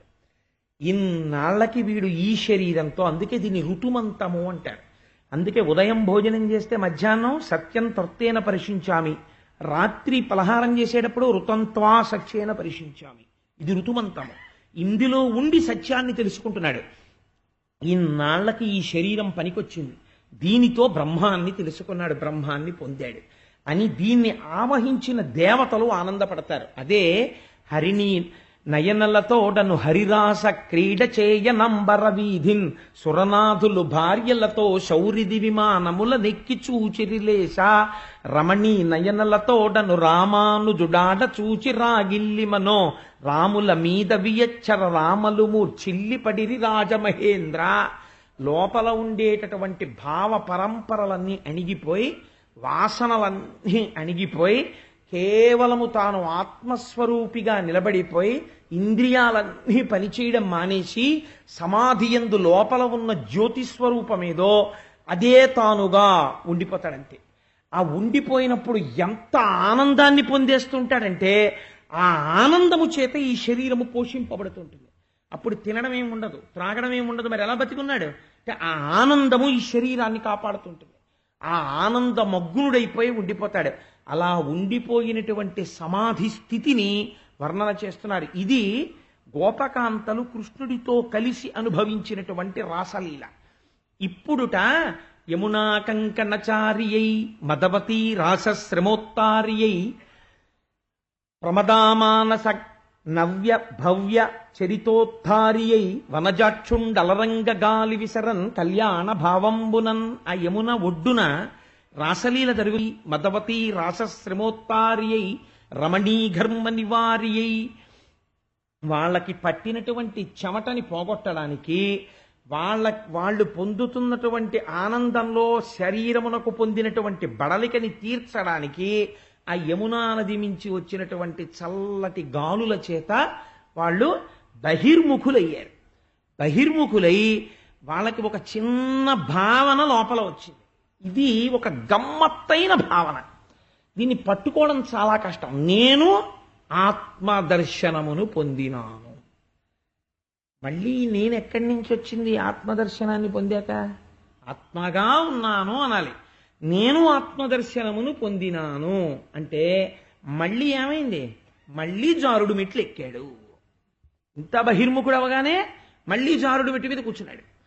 కాబట్టి ఇప్పుడు వాళ్ళు ఏమన్నారు? మేమందరం కృష్ణుడితో ఆనందం అనుభవిస్తున్నాం అన్నారు. అని అనడం ఏమిటి? కృష్ణుడు అదృశ్యం అయిపోయాడు. అంటే ఏమైంది? మళ్ళీ సమాధి స్థితి యందు కుదురుకోవడం కుదరట్లేదు కూర్చున్నప్పుడు తపస్సులో. ఇప్పుడు వాళ్ళ బాధ ఎలా ఉంటుందో తెలుసా అండి? ఇదే పిచ్చాళ్లే ఉన్నాడండి. అందుకే సాధారణంగా బ్రహ్మజ్ఞానికి ఉన్మత్తుడు అని పేరు. పిచ్చివాళ్లే ఉంటాడు, అలా వెళ్ళిపోతూ ఉంటాడు, ఒక చోట ఉండడు, ఏవో తనలో తాను చదివేసుకుంటూ ఉంటాడు, ఎవ్వరూ లేని చోట కూర్చుంటాడు, ఏమిటో తనలో తాను చెప్పుకుంటూ ఉంటాడు, నవ్వేసుకుంటూ ఉంటాడు, ఆ బ్రహ్మముతో అనుసంధానం అయిపోతుంటాడు, బాహ్య ప్రపంచముతో అనుసంధానం ఉండదు. ఇది పిచ్చివాళ్లే కనపడుతుంది. కాబట్టి పిచ్చాడు, ఉన్మత్తుడు అంటారు. వీళ్ళ స్థితి ఎలా అయిపోయిందో చూడండి. వీళ్ళు ఇప్పుడు కృష్ణుడు కావాలి. వీళ్ళకి ఎవరిని అడుగుతున్నారో తెలుసా అండి? ఎవరిని అడగాలి కృష్ణుడు కావాలంటే? మనుషుల్ని వెళ్ళి అడగాలి, ఏమంటే కృష్ణుడు ఎక్కడున్నాడండి అని. వీళ్ళు కృష్ణుడు కావాలని మనుష్యుల్ని అడగట్లేదు. పున్నాగ కానవే పున్నాగ వందితు తిలకంబ కానవే తిలక నిటలు ఘనసార కానవే ఘనసార శోభితు బంధూక కానవే బంధుమిత్రు మన్మథ కానవే మన్మథాకారు నివంశంబ కానవే వంశరదను చందన కానవే చందన చర్చితు కుందంబ కానవే కుందరదను ఇంద్రభూజను కానవే ఇంద్ర విభవు ప్రియక పాదవ కానవే ప్రియ విహారు కువల వృక్షయ కానవే కువలయేషు. ఎవరైనా పూల చెట్ల దగ్గరికి వెళ్ళి పున్నాగ కానవే పున్నాగ వందితో, పున్నాగ చెట్టు దగ్గరికి వెళ్ళి, ఓ పున్నాగ చెట్ట కృష్ణుడు ఎటొచ్చాడో నువ్వు చూశావా? నీ పూలల్లో దాక్కున్నాడా? నీ చెట్టులో దాక్కున్నాడా? ఓ మన్మథ వృక్షమా నీకు తెలుసా? ఓ చందన వృక్షమా నీకు తెలుసా? అని పైగా చెట్ల దగ్గరికి వెళ్ళి నలనివాడు మేలి చిరునవ్వులవాడు పద్మనయనమ్ములవాడు కృపారసమ్ముపై చిల్లెడువాడు మౌళి పరిసర్పిత పింఛమువాడు చల్వల మానధనమ్ము తెచ్చనో మలియలారమీ పొదల మాటున లేడు కదమ్మ చెప్పరే అంటారు. ఈ పోతన గారి పద్యం ఆంధ్రదేశంలో ఎంత ప్రఖ్యాతో. ఇలాంటి పద్యమే ఇంకొకటి రచనలో ఉంది వెంకటాచలం గురించి. నలని వాణి మేలి చిరునవ్వుల వాణి సురారి కంఠముల్ గిల్లెడు వాణి అని వెంకటేశ్వర స్వామి వారి మీద వరాహ పురాణంలోకి అనువాదం చేస్తూ రాశారు. అలా పోతన గారి ఈ నల్లనివాని పద్యాన్ని ఆంధ్రదేశంలో ఎంత ప్రఖ్యాతి వహించిందంటే, ఎవరైనా కొంచెం నల్లటి పిల్లాడు కనపడ్డాడు అనుకోండి, కృష్ణుడితో పోల్చి నల్లనివాడు పద్మనయనమ్ములవాడు కృపారసమ్ముపై చిల్లెడువాడు మౌళి పరిసర్పిత పింఛమువాడు నవ్వు రాజిల్లెడు మోమువాడొకడు చల్వల మానధనమ్ము తెచ్చనో మలియల అరమీ పొదల మాటున లేడు కదమ్మ చెప్పరే. రాసలీలదా పద్యం. వెళ్ళి వీళ్ళందరూ మల్లె పొదలను అడుగుతున్నారు. ఓ మల్లె పొదలారా నల్లనివాడు, నల్లగా ఉంటాడు, మేలి చిరు నవ్వుల వాడు, చక్కటి నవ్వు నవ్వుతుంటాడు, నవ్వు రాజిల్లెడు మోమువాడు, చక్కటి ఆ నవ్వేటటువంటి వాడు, పద్మనయనమ్ములవాడు, పద్మముల వంటి కన్నులున్నవాడు, మౌళి పరిసర్పిత పింఛమువాడు, నెమలి పింఛం ధరించినవాడు. ప్రయత్నపూర్వకంగా పోతన గారు ఈ మాట ఎందుకు వాడారో తెలుసా అండి? రాసలీలలో తెలియక చాలా మంది ఇంతమంది కాంతలతో కృష్ణుడు సంభోగ సుఖం అనుభవించాడు అనుకుంటారేమోనని మౌళి పరిసర్పిత పింఛమువాడు అన్నారు. ప్రపంచంలో ఎవరైనా ఓ కాకీకో ఓ పావురాయికో లేకపోతే ఏదైనా ఈక తీసుకొచ్చి తలలో పెట్టుకునేటటువంటి వాడు ఉంటాడంటే, ఈకంటే ఏమిటో తెలుసా? వెంట్రుక. పక్షికి ఈక పక్షి వెంట్రుక. పక్షి వెంట్రుక తీసుకొచ్చి తల మీద పెట్టుకుంటాడు ఎవడైనా, ఇది చాలా బాగుందండి నాకు అలంకారంగా ఉంటుందని. మరి కృష్ణ భగవానుడు ఎందుకు పెట్టుకున్నట్టు నెమలి ఈక అంటే దాని వెనకాతల ఒక పెద్ద రహస్యం ఉంది. రాసలీల రేపొద్దున్న తెలియక ఎవరైనా తప్పుగా అర్థం చేసుకుని దుష్ప్రచారం చేస్తారేమోనని ఆయన అనేక మంది భార్యలతో ఉన్నట్టుంటాడు. ఆయన అస్కలిత బ్రహ్మచర్యాన్ని నిరూపించడానికే నెమలీక పెట్టుకుంటాడు. సృష్టి మొత్తం మీద స్త్రీ పురుషుల మధ్య సంభోగం లేకుండా పిల్లల్ని గని ఏకైక ప్రాణి నెమలి. నెమలి వర్షాకాలం నల్లటి మబ్బులు పట్టి ఇంకా వర్షం పడుతుందనగా ఆకాశం మెరుపులు మెరుస్తుంటే మగనెమలి పింఛం విప్పి నాట్యం చేస్తుంది. ఆ నాట్యం చేసేటప్పుడు మొట్టమొదటి వాన చినుకులు కింద పడుతుంటే అది పొందినటువంటి ఆనందానుభూతి చేత లోపల నుంచి కదిలినటువంటి ఆనందం దాని కంటి వెంట నీటి చుక్కగా కింద పడుతుంది. అది పడుతున్నప్పుడు ఆడనెమలి వచ్చి దాన్ని నోరు పట్టి తాగి గర్భం ధరిస్తుంది తప్ప దానికి భౌతికమైనటువంటి సంపర్కం లేదు. ఇదే రాసలీల. అందుకే నెమలీక. అందుకే ఇవాళ వానచినుకులు పడ్డాయేమో బహుశా. అందుకని మౌళి పరిసర్పిత పింఛము అని పోతన గారు ప్రయత్నపూర్వకంగా ఈ మాట వేశారు. మీరందరూ కృష్ణుడు ఆడవాళ్లతో కలిసి తిరుగుతున్నాడు జులాయిగా అనుకుంటున్నారేమో. ఆయన పరబ్రహ్మమై జీవబ్రహ్మైక్య సిద్ధినిస్తున్నాడు. అప్పుడు వాళ్ళందరూ మళ్ళీ కృష్ణ పరమాత్మ యొక్క అనుగ్రహాన్ని పొందారు, జలక్రీడలు ఆడారు, అందరూ జీవబ్రహ్మైక్య సిద్ధిని అనుభవించినారు. దాన్ని రాసలీల అని పిలుస్తారు.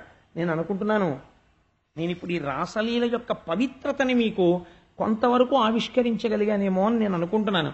అది ధ్యానము చేత తెలుసుకోవలసినటువంటి రహస్యం. అయితే మీకు నేను ఇక్కడ ఒక మాట చెప్తాను.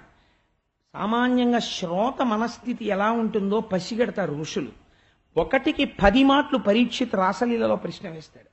నువ్వు ఎంత చెప్పినా నాకు అర్థం కావట్లేదు. ఇలా పరకాంతలతో కలిసి ఎలా ఆడాడు కృష్ణుడు, ఎలా ఆడాడని అదే ప్రశ్న వేస్తే ఆఖరణ వ్యాసుడు ఒక మాట చెప్తాడు. నేను నీకొక్క మాట చెప్తాను. ఈశ్వరుడి లీల లోపల ఉండేటటువంటి జ్ఞానము నీకు అందుకోలేని స్థితి అయితే ఒక విషయాన్ని నువ్వు జ్ఞాపకం పెట్టుకో. అగ్నిహోత్రం ఉన్నది. అగ్నిహోత్రాన్ని తీసుకెళ్లి శవం మీద పెట్టారనుకోండి, కాల్చేస్తుంది. శవాన్ని కాల్చినటువంటి అగ్నిహోత్రం మళ్ళీ వెళ్ళి ఎక్కడైనా తలస్నానం చేస్తుందా? చేయదు. శవాన్ని కాల్చిన అగ్నిహోత్రానికి అపవిత్రత లేదు. మీకు వంట చేసి పెట్టింది అగ్నిహోత్రం, పుణ్యం వచ్చిందా? పుణ్యం లేదు. యజ్ఞంలో అగ్నిహోత్రం ఉంది, మీరు స్వాహ అంటూ దేవతలకు ఇచ్చారు.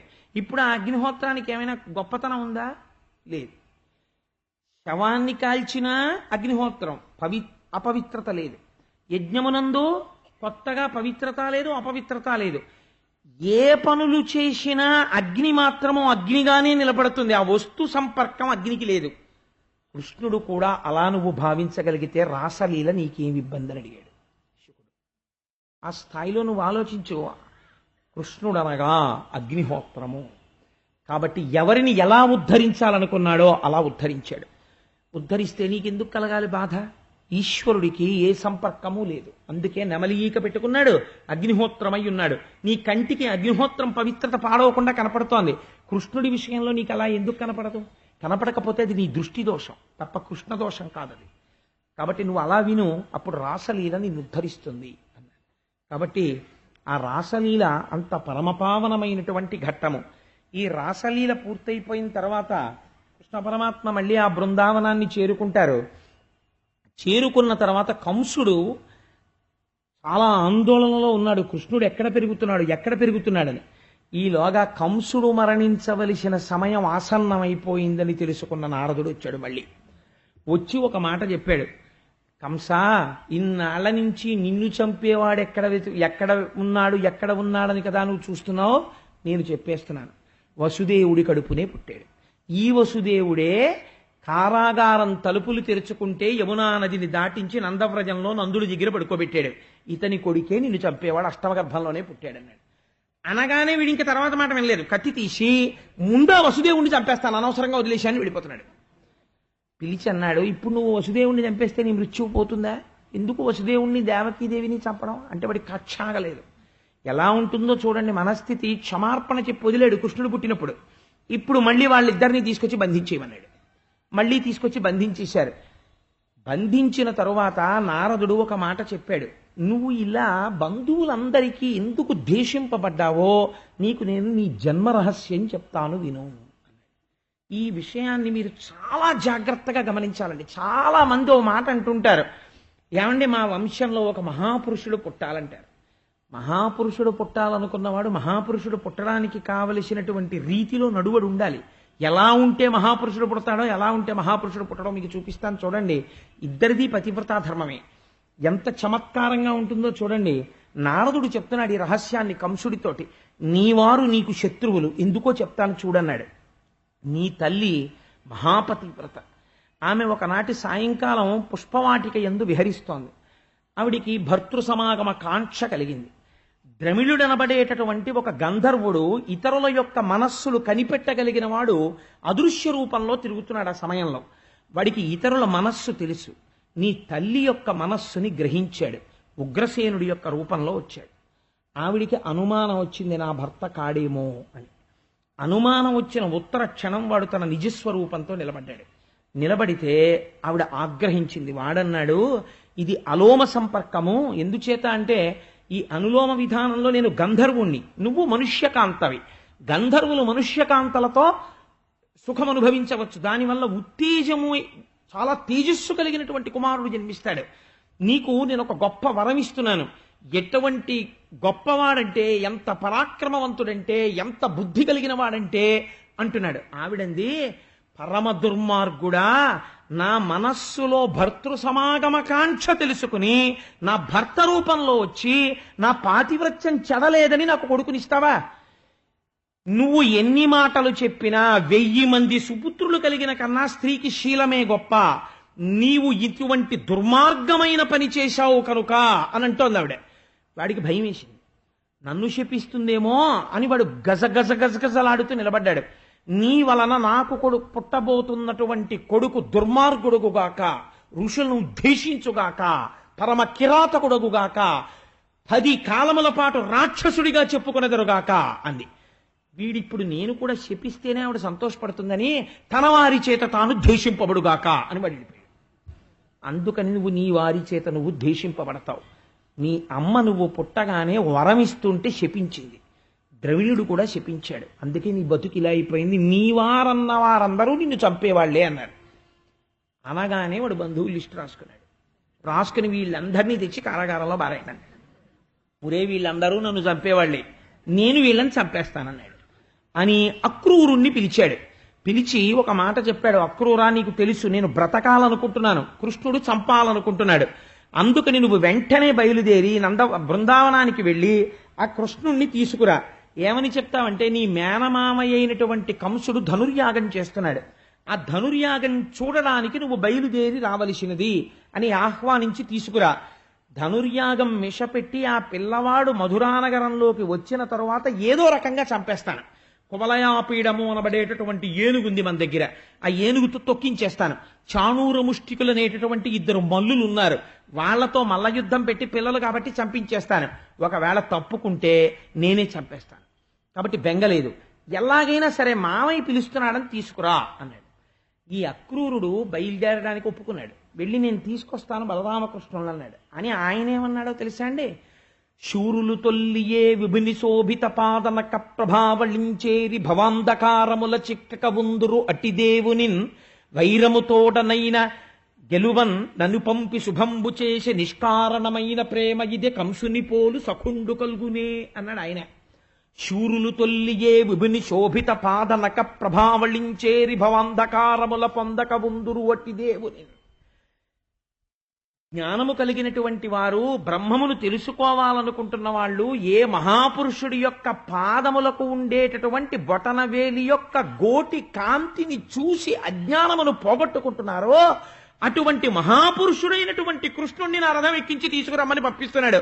ఎంత వైరంతో అయితేనే ఇలా కృష్ణుణ్ణి రథం మీద కూర్చోపెట్టి తీసుకొచ్చేటటువంటి భాగ్యాన్ని నాకు ఇచ్చినటువంటి కంసుడి లాంటి స్నేహితుడు ప్రపంచంలో ఉంటాడా? ఇంకా ఉండడు. కాబట్టి కంసుని పోలు సఖుండు కల్గునే అని బయలుదేరుతున్నాడు కృష్ణుడి దగ్గరికి. ఇక్కడ మనకు అనుమానం వస్తుంది, మరి అక్రూరుడు ఇంత భక్తి కలిగిన వాడైతే ఇంత భక్తి కృష్ణుడి మీద ఎలా వచ్చింది మధురానగరంలో ఉంటూ కంసుడి రాజ్యంలో? దీనికి ఒక మాట. ఈ అక్రూరుడి యొక్క తల్లిదండ్రుల పేర్లు చాలా గమ్మత్తుగా ఉంటాయి. శ్వఫల్కుడు, గాంధిని వాళ్ళ పేర్లు. గాంధినికి తండ్రి గారు ఉండేవారు. ఆ తండ్రి గారికి ఒక కోరిక, తన పిల్లల కడుపున ఒక మహాపురుషుడు జన్మించాలని. ఆయన ఒక వ్రతం పూనాడు. ఏం వ్రతమో తెలుసా అండి?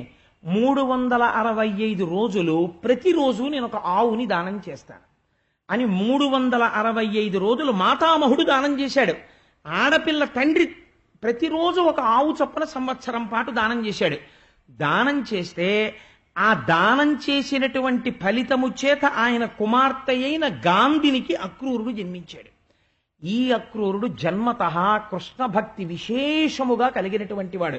ఎక్కడ నుంచి వచ్చింది ఈ భక్తి అంటే, ముందు తరం కాక ఆ ముందు తరం వాళ్ళు చేసినటువంటి గోదాన ఫలితంలోంచి ఇటువంటి మహాపురుషుడు పుట్టాడు.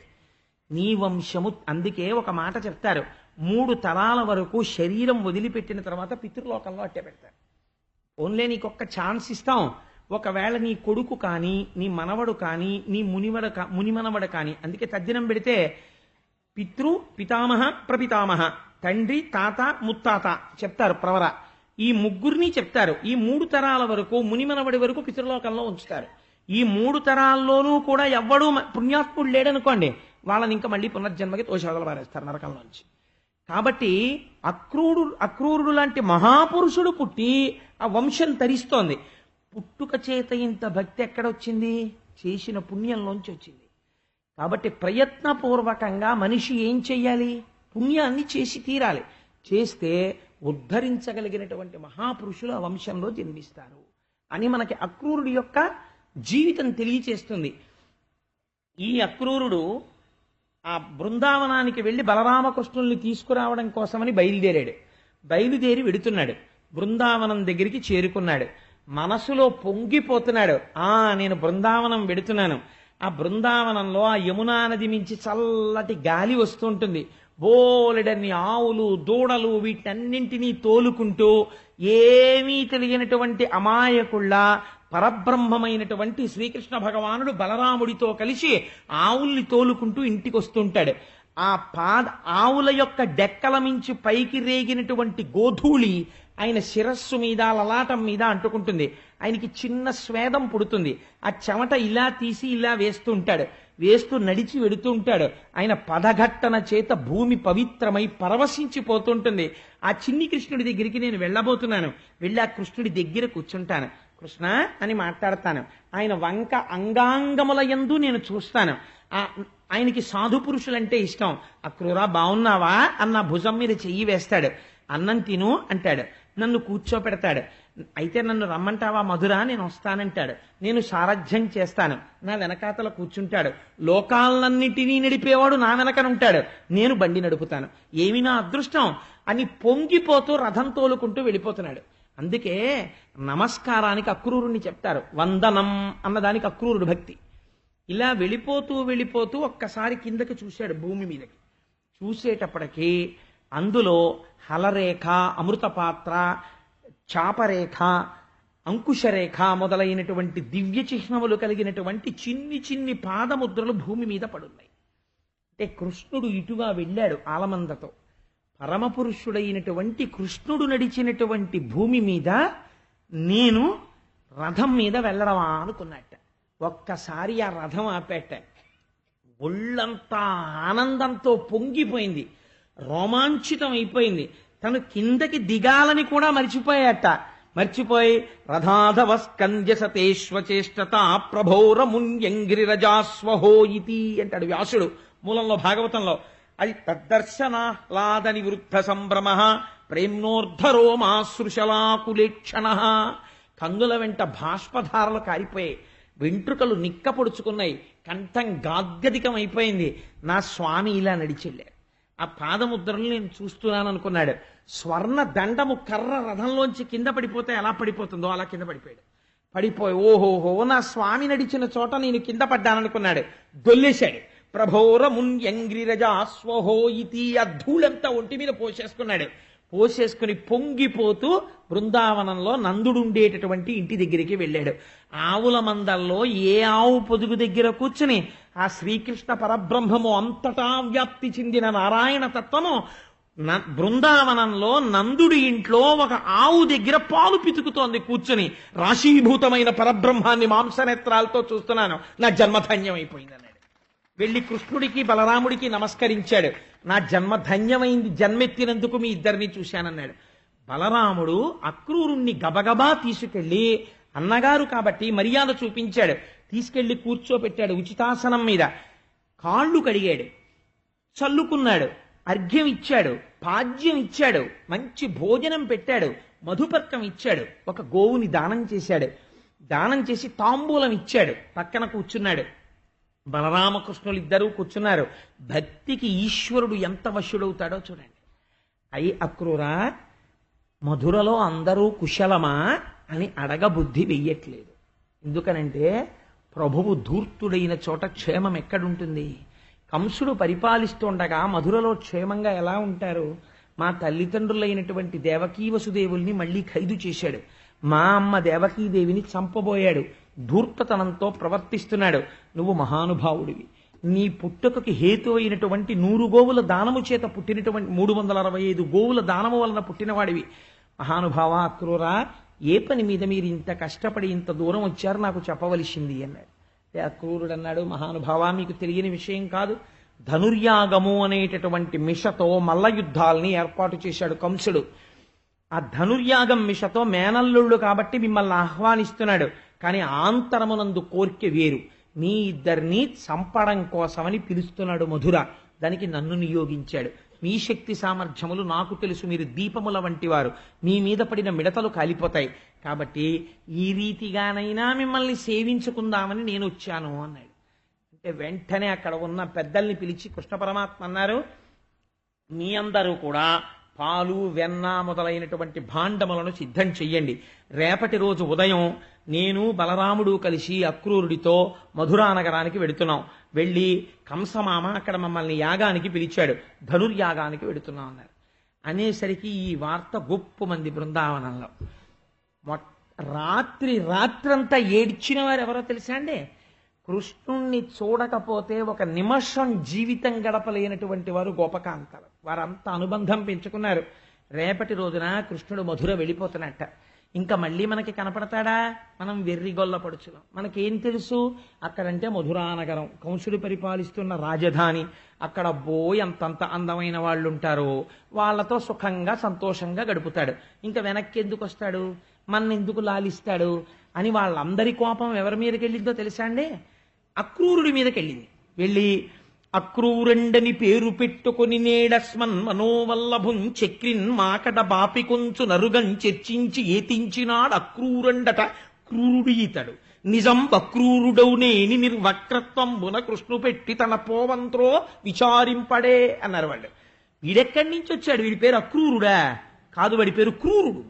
కాబట్టే హాయిగా కృష్ణుడు పుట్టినప్పటి నుంచి లీలలు అనుభవిస్తూ, కృష్ణుడితో ఆడుకుంటూ, ఆ కృష్ణుడితో పాడుకుంటూ, వెన్న దొంగిలిస్తుంటే, ఆవుల వెనక దూడల వెనక బలరామకృష్ణులు వెడుతుంటే, వాళ్ళతో గోపబాలురందరూ వెడుతుంటే, ఎంతమంది రాక్షసులు వచ్చినా మనకేం కృష్ణుడున్నాడని మనం సంతోషంగా ఉంటే, ఈ దుర్మార్గుడు వచ్చి కృష్ణుడిని మన దగ్గర నుంచి తీసుకెళ్లిపోతున్నాడు. వీడు క్రూరుడు తప్ప వీడు అక్రూరుడు కాడన్నాడు.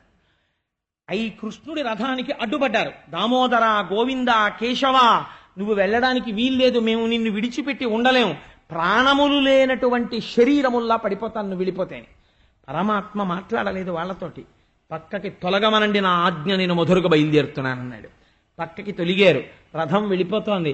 పాపం అసలు యశోదాదేవి దుఃఖమునకు అంతే లేదు. ప్రతి క్షణం ఆ కృష్ణుణ్ణి తలుచుకోవడం తప్ప అసలు ఆవిడికి జీవితమే లేదు. అంత ప్రేమించినటువంటి తల్లి. అయ్యో, కృష్ణుడు మధుర వెళ్ళిపోతున్నాడు, అందులో కంసుడు దుర్మార్గుడు, చిన్ని తండ్రి, ఏ ప్రమాదం వస్తుందో అని బెంగ పెట్టుకుని ఉంది ఆవిడ. దూరంగా రథం వెళ్ళిపోయి ఆ ధూళి రేగుతుండగా పతాకం కనపడినంత సేపు ఉండి, వాళ్ళు కట్టుకున్న బట్టలన్నీ కూడా కన్నీళ్లతో తడిసి ముద్దలైపోయిన తర్వాత గోపకాంతలందరూ తిరిగి ఇళ్లకొచ్చేశారు. ఆవిడుతుండగా అక్రూరుడు ఒక చిత్రమైన పని చేశాడు. యమునా నది కాళిందీ మడుగు ఒడ్డున ఆపి ఒక్కసారి స్నానం చేసి సంధ్యావందనం చేసుకొస్తాను కృష్ణ అన్నాడు. అయ్యో చేసుకురావయ్యా అన్నారు. ఆయన నీటి దగ్గరికి వెళ్ళి ప్రణవాన్ని జపించి ఒకసారి యమునా నది వంకి ఇలా కళ్ళు విప్పి చూశాడు. యమునా నది నీటి మీద బలరామకృష్ణులు కనబడ్డారు. ఆశ్చర్యపోయాడు. ఇదేంటి రథం నుంచి దిగి నీటి మీద నిలబడ్డారు అని మళ్ళీ వెనక్కి తిరిగి చూశాడు. రథంలోనే కనపడ్డారు. రథంలో కనపడ్డారు, నీటి మీద కనపడ్డారు. చాలా ఆశ్చర్యంగా ఉంది. ఇది ఈశ్వరుని దివ్యశక్తి అనుకున్నాడు. అనుకుని యమునా నది స్నానం చేద్దామని మునక వేశాడు. మునక వేస్తే కూడా ఇవ్వని దర్శనాన్ని అక్రూరుడికి ఇచ్చాడు. ఏ దర్శనాన్ని పొందాడో తెలుసా అండి అక్రూరుడు?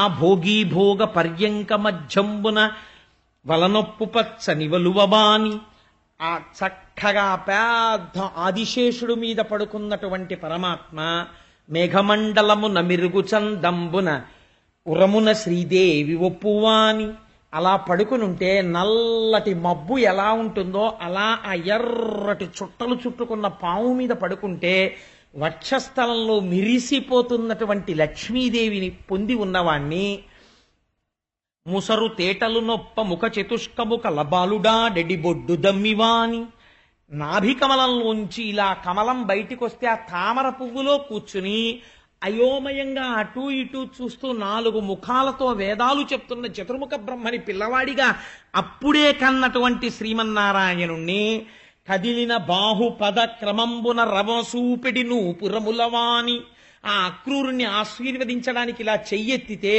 ఆయన వేసుకున్నటువంటి కంకణములన్నీ గణ గణ గణ గణ ధ్వని చేస్తుండగా కాళ్ళు చేతులు కదిపినటువంటి శ్రీమన్నారాయణుణ్ణి జలజభవ సనక సనత్కుమార రుద్ర సద్విజామర శ్రేష్ఠుడైన వాని సౌందర్యఖని అయిన వాని ఒక్క పురుషుగాంచే ఆ లోపల యమునలో మునిగేటప్పటికీ సనక సనందనాది మహర్షులు అందరూ స్తోత్రం చేస్తుండగా అలవోకగా అలా పడుకున్నటువంటి శ్రీమన్నారాయణ ఆదిశేషుడి మీద పడుకున్న క్షీరసాగరమునందు పవళించినటువంటి ఆదితత్వమైనటువంటి ఆదినారాయణ దర్శనాన్ని పొందాడు అక్రూరుడు.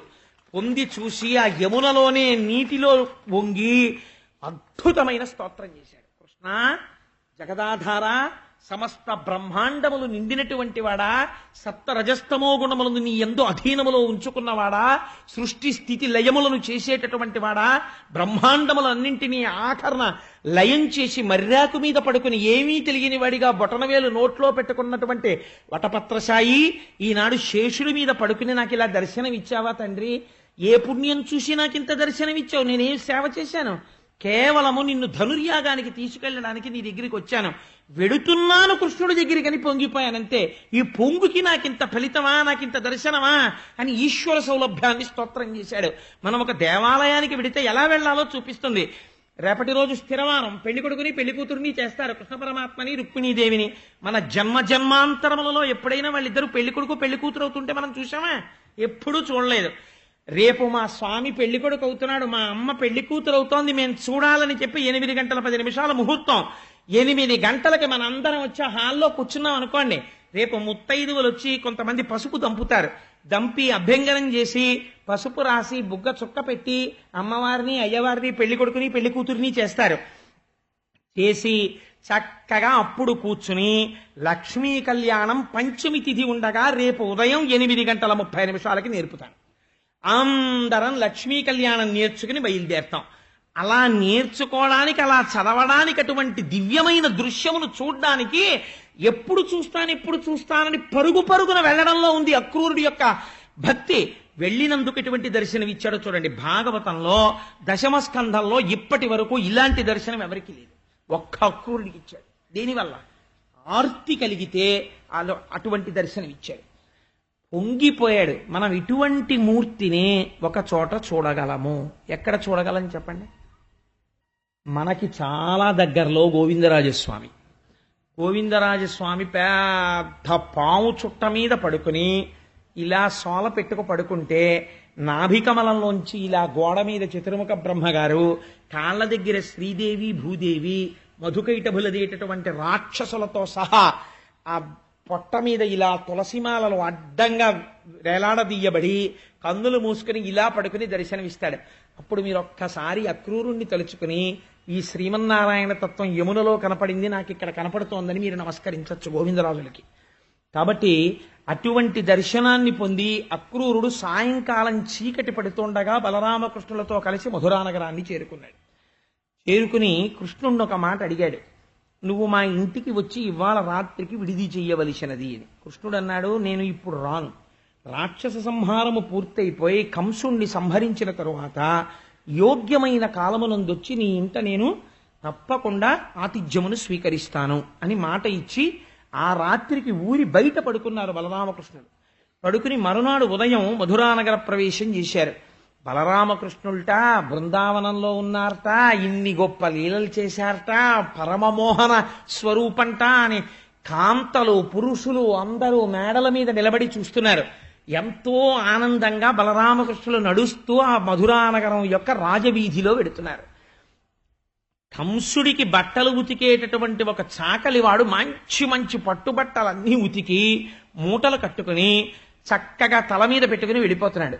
కృష్ణుడి పిలిచి అన్నాడు, ఏమాయ్, మేము నందమహారాజు గారి బిడ్డనం, మాకు కూడా ఒక్క పట్టుపంచి ఇద్దు కట్టుకుంటాం అన్నాడు.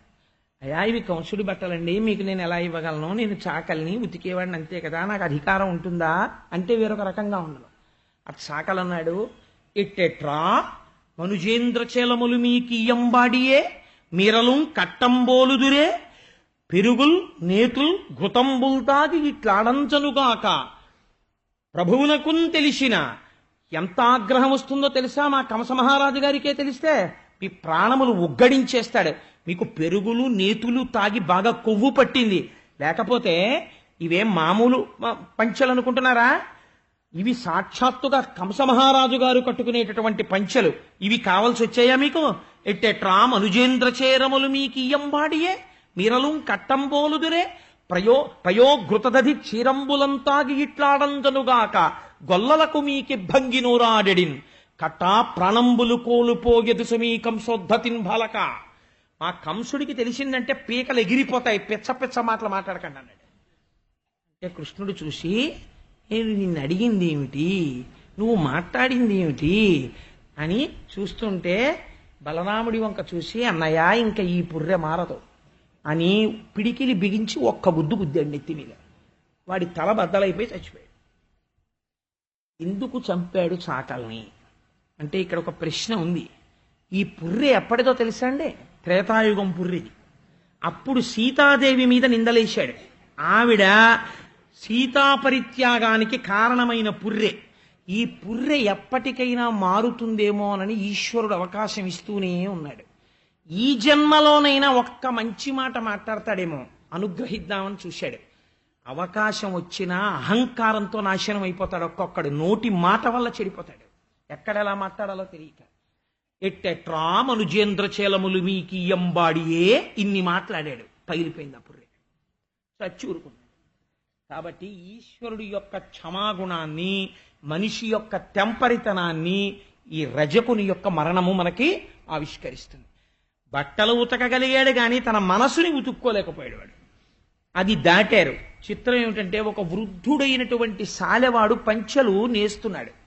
ఆయన బలరామకృష్ణులకి ఎదురొచ్చి తీసుకెళ్ళి, ఇవి నేను కంసుడి కోసం నేస్తున్నటువంటి పంచెలు, మెత్తటి పంచెలు, మహానుభావ మీరు ఈ పంచె కట్టుకుని కనపడితే ఎంత బాగుంటారో ఈ పంచె కట్టుకోండి అన్నాడు.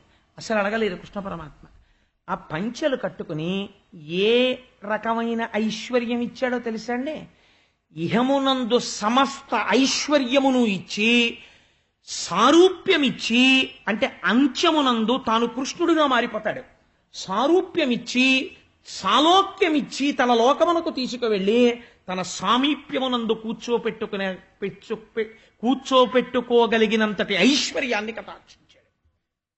నీ అంత నీవు నాకున్నదని కాదు, నా స్వామి కళ్యాణం జరుగుతోంది అని పొంగిపోయి ఒక నూలు పోగు అక్కడ పెడితే దేశకాలముననుసరించి రుక్మిణీ కళ్యాణం భాగవతాంతర్గతంగా అస్తమానం రమ్మంటే వస్తుందా? ఎప్పుడో వస్తుంది. ఎవరు వినియోగించుకుంటారో వాళ్ళు అదృష్టవంతులు, ఎవడు వినియోగించుకోలేకపోయాడో వాడు దురదృష్టవంతుడు అంతే. కాబట్టి ఏమైంది? కృష్ణుడు వచ్చాడు, ఓ పంచె పెట్టాడు, ఇంత స్థితికి వెళ్ళిపోయాడు. ఒక పంచె తీసుకెడుతుందా? తీసుకెడుతుంది. నీ ఆర్తిని బట్టి తీసుకెళ్ళిపోతుంది. నువ్వు ఇచ్చిన ఒక్క వస్త్రం నిన్న ఆ స్థితికి తీసుకెళ్ళిపోతుంది. నీ ఆర్తి ఆ స్థితికి తీసుకెడుతుంది. కాబట్టి ఆ సాలెవాడు ఈ స్థితిని పొందాడు. ఆ ముందు సందులో సుధాముడు అనబడేటటువంటి మాలాకారుడు ఉన్నాడు. ఆ మాలాకారుడి దగ్గరికి వెళ్ళారు. ఆయన పుష్పమాలలు కడుతూ ఉంటాడు కంసుడికి. ఆయన దగ్గరికి వెడితే ఆ మాలాకారుడు ఎదురొచ్చాడు, లోపలికి తీసుకెళ్ళాడు, కూర్చోపెట్టాడు, అర్ఘ్యపాద్యాదులు ఇచ్చాడు. కృష్ణ, నా జన్మ ధన్యమైంది, ఏం అదృష్టం ఇవాళ మీరు ఇచ్చేశారు నా దగ్గరికి అన్నాడు. ఈ మాటలు బ్రాహ్మణులు అనలేకపోయారు, నేను ఆ లీల విడిచిపెట్టేశాను టైం లేక. కానీ కాబట్టి ఇక్కడ కాదు, మొన్నటి రోజున వదిలిపెట్టానులేండి, ఇవాళ నేను వదిలిపెట్టలేదు. కాబట్టి ఇన్ని మాటలు చెప్పి అర్ఘ్యపాద్యాదులు ఇచ్చి కృష్ణ పరమాత్మకి, స్వామి మీరు ఈ పుష్పమాలను అలంకారం చేసుకోండి అని పుష్పమాలలు ఇచ్చాడు. పొంగిపోయాడు పరమాత్మ. ఒకదానికన్నా ఒకటి కిందకి చూడండి. పత్రం పుష్పం ఫలం తోయం యోమే భక్త్యా ప్రయచ్చతి అంటాడు. నాకు ప్రీతితో నువ్వు ఏది ఇచ్చినా నేను అంత ఇవ్వగలను, రెట్టింపు కోట్ల రెట్లు నీకు ఇస్తా, నువ్వు ప్రేమతో నాకు ఇస్తే. ఏడుస్తూ నువ్వు తెచ్చింది నాకు అక్కర్లేదంటాడు ఈశ్వరుడు. కాబట్టి ఈ పూలదండలు వేసి పొంగిపోయి నమస్కరించిన మాలాకారుణ్ణి చూసి ఈయన వరం ఇవ్వలేదు, నువ్వు అడిగి ఇచ్చేస్తానన్నాడు. నువ్వు అడుగు, నీకేం కావాలి నేను ఇచ్చేస్తానన్నాడు కృష్ణుడు. అంటే ఆనాడు మాలాకారుడు అడిగిన దాన్ని మనం అందరం పూజలో చెప్పవలసిన దాన్ని అడిగాడు. వ్యాసుడు చేసిన శ్లోకానికి యథాతథ ఆంధ్ర అనువాదం పోతన గారు చేశారు. నీపాద కమల సేవయు నీపాదార్చకులతోడి నియ్యము నితాంతాపారభూత దయయు తాపసమందార నాకు దయసేయగదే అని అడిగాడు. నీపాద కమల సేవయు కేవలం బ్రతికేయడం కాదు తండ్రి, ప్రతి క్షణం నీ పాదకమలముల యొక్క సేవ నేను చేసుకోగలగాలి. నీ పాదార్చకులతోడి నెయ్యము, ఎవరెవరు నీ పాదములు పట్టి పూజ చేసేటటువంటి మహాభక్తులున్నారో వాళ్లతో నాకు స్నేహము కావాలి. నితాంత అపార భూతదయ్యు, ఆ ప్రేమకి హద్దు ఉండకూడదు, అంతా ఈశ్వరుడే అని. ఏ పదార్థమును చూసినా ఇది ఈశ్వరుడే అని నాకు ప్రేమ ఉండాలి. దానికి ఎల్లలేదు, పూర్ణమై ఉండాలి. అపార భూతదయ్యు తపసమందార నాకు దయసేయగదే. ఈశ్వర, నాకు అటువంటి భక్తిని నాకు కటాక్షించవా అని అడిగాడు. పొంగిపోయి ఆ మాలాకారుడికి ఆలింగన సౌఖ్యం ఇచ్చి కౌగలించుకొని ఆయనకి ఏమిచ్చాడు అన్నది వ్యాసుడు కూడా చెప్పలేని స్థితిని ఇచ్చాడు మాలాకారుడికి. ఇచ్చి తదనంతరము దాటి ముందుకు వెడుతున్నాడు. వెడుతుంటే ఒక కుబ్జ ఎదురొచ్చింది. ఇవన్నీ దశమస్కంధంలో గొప్ప రహస్యాలు. ఇవి మనం తెలుసుకోవలసిన ఘట్టాలు. ఒక చాకలి ఇలా అన్నాడండి అని నేను తర్వాత చెప్పేశాను అనుకోండి, ఆ చాకలి పుర్రె ఎక్కడి నుంచి వచ్చి ఎలా పాడైందో తెలిసిందనుకోండి, మన మాట ఎంత జాగ్రత్తగా ఉండాలో మీకు అర్థమైపోతుంది. ఈశ్వరుడు ఎంత అవకాశం ఇస్తాడో తెలుస్తుంది. కాబట్టి ఒక కుబ్జ అంటే గూనిది. ఆవిడ త్రివక్ర, 3 వంకరలు ఉన్నాయి ఆవిడికి శరీరంలో ఈ గూని వల్ల. ఆవిడ ఎదురొస్తుంటే కృష్ణ పరమాత్మ ఎదురెళ్ళి ఆవిడ వంక చూశారు. కుబ్జ అంటే అందంగా ఉండదు కదా, త్రివక్ర అయ్యున్నటువంటి స్త్రీ. ఆవిడంది కృష్ణుడి వంక చూసి, చక్కని వాడవౌదు సరసంబుల నంపకు ఎల్లవారికిన్ చక్కదనంబులెక్కడివి చారు శరీర నన్ను త్రివక్రయండ్రు తేనిక్కము కంసుదాసిని వినిర్మలలే పన విద్యదాన నన్మిక్కిలి రాజుమెచ్చు తగమీరు విలేపనముల్ గ్రహింపరే అంది. అయా, నన్ను కుబ్జ అంటారు. ఊళ్ళో వాళ్ళందరూ నన్ను ఏమని పిలుస్తారో తెలుసా? త్రివక్ర, శరీరంలో 3 వంకరలు ఉన్నదానా అని నన్ను పిలుస్తారు. నువ్వు చూస్తే ఎంత అందంగా ఉన్నావు, నీకు దృష్టి తీతలా నీ ఎదురుగుండా నేను నిలబడ్డాను. కానీ నేనేం చేస్తుంటానో తెలుసా? వినిర్మలలే పన విద్యదాన, గంధపు చెక్కల మీద గంధం తీస్తుంటాను, పరిమళ ద్రవ్యాలు సిద్ధం చేస్తాను, కంస మహారాజుకు పట్టుకెడతాను, ఆయన ఒంటికి రాసుకుంటాడు. అసలు నిజంగా అందం ఏమిటో ఇవాళ చూశాను నీలో. నువ్వు ఈ గంధం రాసుకుంటే ఈ గంధానికి అందం వస్తుంది. ఈశ్వర, కొద్దిగా ఈ గంధం రాసుకుంటావా? వినిర్మలలే పన విద్యదాన నన్మిక్కిలి రాజు మెచ్చు. ఎవరికి ఏది లేదో అది గుర్తొస్తుంది. అందరికీ అందం ఎక్కడుంటుంది అంది పాపం. నాకు అందం లేదు, నాకు ఇస్తావా అని కూడా అడగలేదు ఆవిడ. అందరికీ అందం ఎక్కడుంటుందయ్యా? ఉండమంటే ఉంటుందా? పోన్లే, ఇంత అందగాడికి నువ్వు రాసుకోని తెచ్చిన గంధం పొంగిపోతాను అంది. అంటే పరమాత్మ చూశారు, అయ్యో పాపం ఎంత మాట మాట్లాడిందిరా, ఎంత గొప్ప మాట. అందుకే ఈశ్వరుడికి అన్నిటికన్నా చాలా గొప్ప సేవ ఏమిటో తెలుసా అండి? చందన సేవ. అందుకే త్యాగరాజు గారంతటి వారు గంధము పూయరుగా అని కీర్తన చేశారు. గంధం వీధిలో అమ్మే గుండ తీసుకొచ్చి వాడేదో కర్రో కంపో తీసుకొచ్చి కాల్చేసిన బూది కలిపేసిన గుండ చేయకూడదు, పరమ ప్రమాదం కూడా. అది శీతలోదకం, అది చల్లగా ఉంచుతుంది పరమాత్మని. గంధం సాన పెట్టుకుని గంధపు చెక్కతో మీరు ఇంట్లో గంధం తీసి ఇంత గంధాన్ని కానీ పరమాత్మకి అలదిన పరమశివుడికి అభిషేకం చేసేటప్పుడు చిట్ట చివర గంధోదకంతో ఈ శివలింగం మీద నీళ్లు పోసి పూర్తి చేసిన వాడి వంశానికి ఎదురుండదు. వాళ్ళ వంశం తామర తంపరగా పెరుగుతుంది. అంతటి మంచి మంచి వాళ్ళు పుడతారు, అంత తెలివైన వాళ్ళు పుడతారు. ఈశ్వరుడికి చందనం ఇలా రాస్తే చాలు అంత పొంగిపోతాడు. చూడండి, ఒకదానికన్నా ఒకటి చిన్నదానికి వచ్చేస్తున్నారు. ఈశ్వరుడు ఎంత ప్రీతి చెందిపోతాడో చెప్తున్నారు. ఈ పాటి గంధం ఇచ్చి రాసుకో అన్నందుకు ఈశ్వరుడు ఏం చేశాడో తెలుసా అండి? ఎవ్వరికీ దొరకనటువంటి విచిత్రమైన సౌఖ్యాన్ని ఇచ్చాడు. ఆ కుబ్జ యొక్క పాదాన్ని తన కుడి పాదంతో తొక్కాడు. తొక్కి తన ఈ 2 వేళ్లతో ఆ కుబ్జ యొక్క గడ్డం కింద పెట్టి 2 వేళ్లు ఇలా పైకెత్తాడు. ఎత్తేటప్పటికి 3 వంకర్లు సరిపోయి అందమైన సౌందర్య రాశ అయిపోయింది. అయిపోగానే ఆవిడంది, నేను సైరంధ్రిని అంటే పాంధులు అంటారు. ఇల్లు లేని వాళ్ళని పూర్వం పాంధుడు అనేవారు. అలాంటి వాళ్ళందరూ ఎక్కడుండేవారంటే పూర్వం సైరంధ్రి ఇంట్లో ఉంటారు. కాబట్టి సైరంధ్రి పురుషులు అడగడమే తడవు, వారికి కావలసిన సౌఖ్యాన్ని కూడా కటాక్షిస్తారు. కాబట్టి అటువంటి సైరంధ్రిని నేను. నాకింత సౌందర్యం ఇచ్చావు, నువ్వింత సౌందర్యం కలిగిన వాడివి, కాబట్టి నువ్వు ఒక్కసారి మా ఇంటికి వచ్చి నేను ఇచ్చేటటువంటి ఆనందాన్ని అనుభవించు అని ఆయన మీద ఉన్న ఉత్తరీయం పట్టుకు లాగింది. తగితే కృష్ణ పరమాత్మ అన్నారు, తప్పకుండా నేను వస్తాను మీ ఇంటికి, కానీ ఇప్పుడు కాదు, కంస సంహారం అయిన తర్వాత వస్తానన్నారు. ఇది మనకి కొంచెం చిత్రంగా తోస్తుంది. అదేంటంటే ఆ త్రివక్రని కృష్ణస్పర్శ తగిలిన తర్వాత ఆయన పాదముతో తొక్కాక కూడా ఇటువంటి వాంఛ ఉండిపోయిందా? మీరు భాగవతాన్ని చాలా జాగ్రత్తగా అర్థం చేసుకోవాలి. ఒకసారి త్రివక్ర వంకరలు పోయాయి అనుకోండి. త్రివక్ర అంటే ఏమిటో తెలుసా అండి? మనసులో ఒక మాట, శరీరంతో ఒకటి చేయడం, నోటితో ఒకటి చెప్పడం. లోపలేమో వచ్చాడరా దుష్టుడు అనుకుంటాడు, చేత్తోనేమో ఇలా అనడానికి మనసొప్పక అంటాడు. అంటే నమస్కారం పెట్టాడా అంటే నమస్కారం పెట్టడానికి ఇలా పెట్టడానికి వాడికి ఇష్టం ఉండదు అందుని అంటాడు. పెట్టాడో తెలియదు, పెట్టలేదో తెలియదు, కాబట్టి ఇలా అంటాడు. మనసులో దుష్టుడు వచ్చేసాడంటాడు. శరీరంతో నమస్కారం చేసినట్టుంటాడు, నోటితో వచ్చేసారేంటండి అంటాడు. సంతోషించాడో తెలియదు, ఏడుస్తున్నాడో తెలియదు. కాబట్టి ఇప్పుడు ఏమైనట్టు? 3 నందు 3 వంకర్లు. ఎప్పుడూ ఈ 3 ఒకలా ఉండవు. లోపల ఎలా ఉన్నాడో పైన అలా ఉండడు. ఎప్పుడూ 3 వంకర్లతో ఉంటాడు. ఈ 3 వంకర్లు తీసేయడమే కుబ్జతనాన్ని తీసేయడం. ఇది పోయి ఏకత్వం వచ్చేసింది అనుకోండి, ఈశ్వర స్పర్శ తగిలిన వాడు ఏమడుగుతాడు? ఎప్పుడూ ఈశ్వర సేవే అడుగుతాడు. కాబట్టి వేళపాళ ఉండదు దానికి. మధ్యాహ్నమైనా సాయంకాలమైనా పొద్దున్నైనా ఖాళీ దొరికిందనుకోండి, గభాలన టేబుల్లోంచి ఒక పుస్తకం తీసి సాంబ సదాశివ సాంబ సదాశివ సాంబ సదాశివ సాంబ శివ అనుకుంటూ ఏదో చదువుకుంటుంటాడు. మళ్ళీ ఎవడో తెచ్చి ఫైల్ టేబుల్ మీద పెట్టాడు అనుకోండి, రాస్తాను లేవా అని చెప్పి ఫైల్ రాసుకుంటాడు. అదేంటండి 12:10కి మీరు సాంబ సదాశివ అనడం ఏంటండి అంటే, అలా పుస్తకం కూడా చదవక్కర్లేదు. ఒక్కొక్కసారి ఇక్కడే అలా కూర్చుని ఖాళీ 1 నిమిషం దొరికిందనుకోండి, అలా శ్రీశైలం వెళ్ళిపోతాడు. అలా 1 క్షణం ఖాళీ దొరికిందనుకోండి, పిఠాపురం వెళ్ళిపోతాడు. అలా 1 క్షణం ఖాళీ దొరికిందనుకోండి, కాశీ వెళ్ళిపోతాడు. ఎందుకు వెళ్ళిపోతాడు అంటే, ఆ మనస్సుకి అది అలవాటు, అక్కడికే వెళ్ళిపోతుంది. అది అలా వెళ్ళిపోవడం అలవాటైపోయిన మనస్సులా ఇప్పుడు త్రివక్ర వంకర్లు పోగానే ఆవిడ ఈశ్వరుడు యొక్క కైంకర్యం అడుగుతోంది, రమ్మంటోంది ఇంటికి.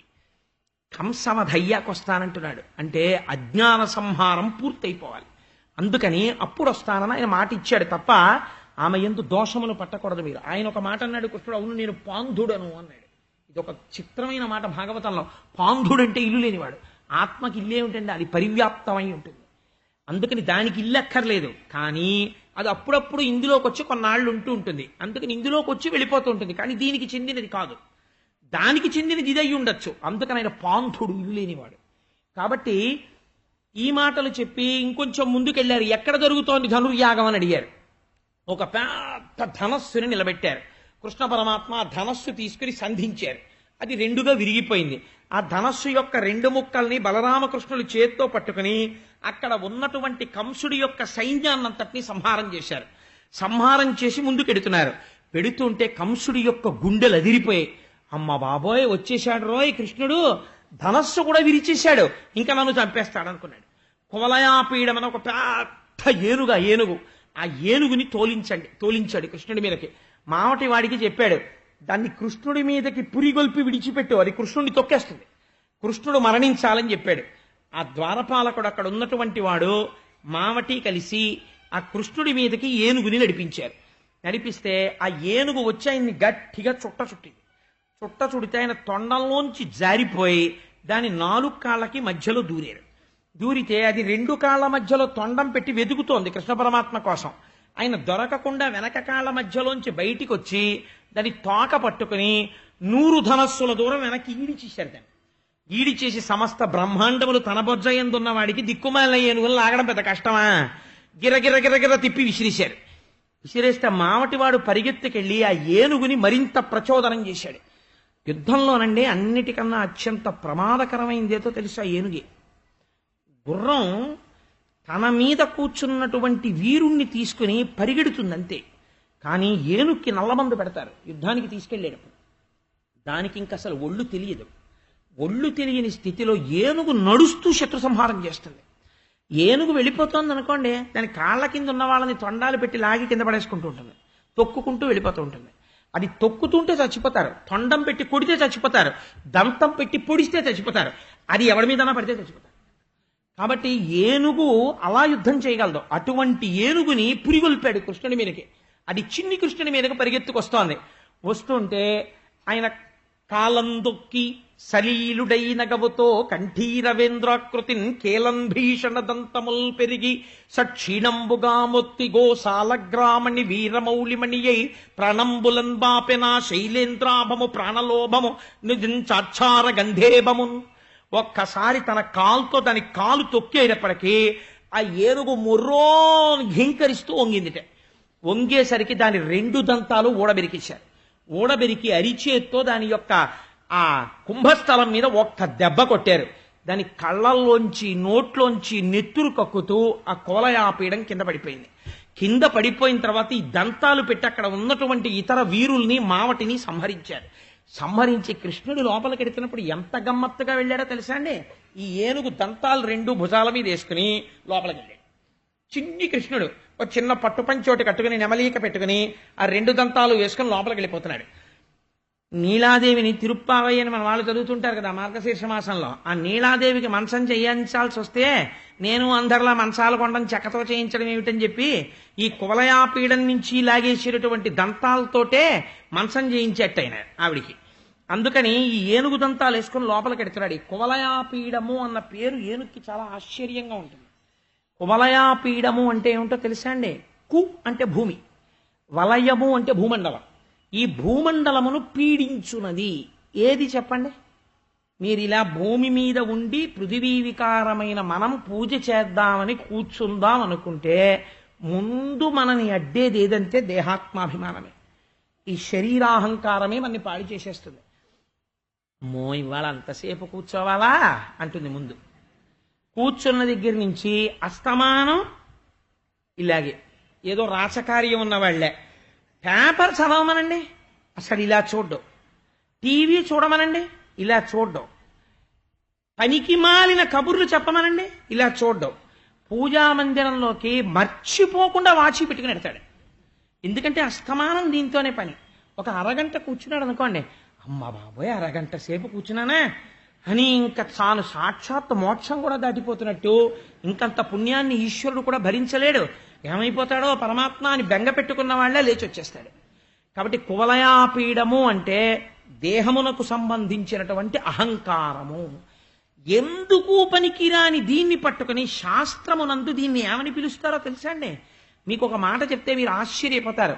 శాస్త్రంలో దీన్ని ఏమని పిలుస్తారంటే, మనం ఎవరు మీరంటే నేనని దీన్ని చూపిస్తాం. శాస్త్రంలో దీన్ని ఏమంటారంటే అన్నవికారము అని పిలుస్తారు. ఎంత గొప్ప మాట చూడండి. అన్నవికారం అంటే ఈ పృథివిలో పండినవి ఎన్నో తినేశావు, ఇది అయిందంటారు. నిజమే కదండి? ఎన్ని తినేశానో నేను పుట్టినప్పటి నుంచి, ఎన్ని పళ్ళు తినేశానో, ఎన్ని పాలు తాగేశానో, ఎంత అన్నం తినేశానో, తినేస్తే ఇంత శరీరం తయారైంది. ఈ పృథివీ వికారమైనటువంటి శరీరం, అన్నవికారమైన శరీరం ఏమవుతుంది అంటే ఆశ్చర్యం ఏమిటంటే ఇందులో ఉన్నటువంటి రక్తము భూమిలోకి ఇంకిపోతుంది, ఇందులో ఉన్నటువంటి మాంసము కాలిపోతుంది, లేకపోతే పురుగులు తినేస్తాయి. నేను ఒక మాట చెప్తే మీరు భయపడతారు. నేను చెప్పచ్చో చెప్పకూడదో నాకు తెలియదు, కానీ మా అమ్మగారు శరీరం వదిలిపెట్టినప్పుడు నేను రుద్రభూమిలో కూర్చుని పూజ చేస్తుంటే ఇంతంత పురుగులు నోళ్లు కనపడేటట్టుగా బయటికి వచ్చాయి తొడల కిందకి.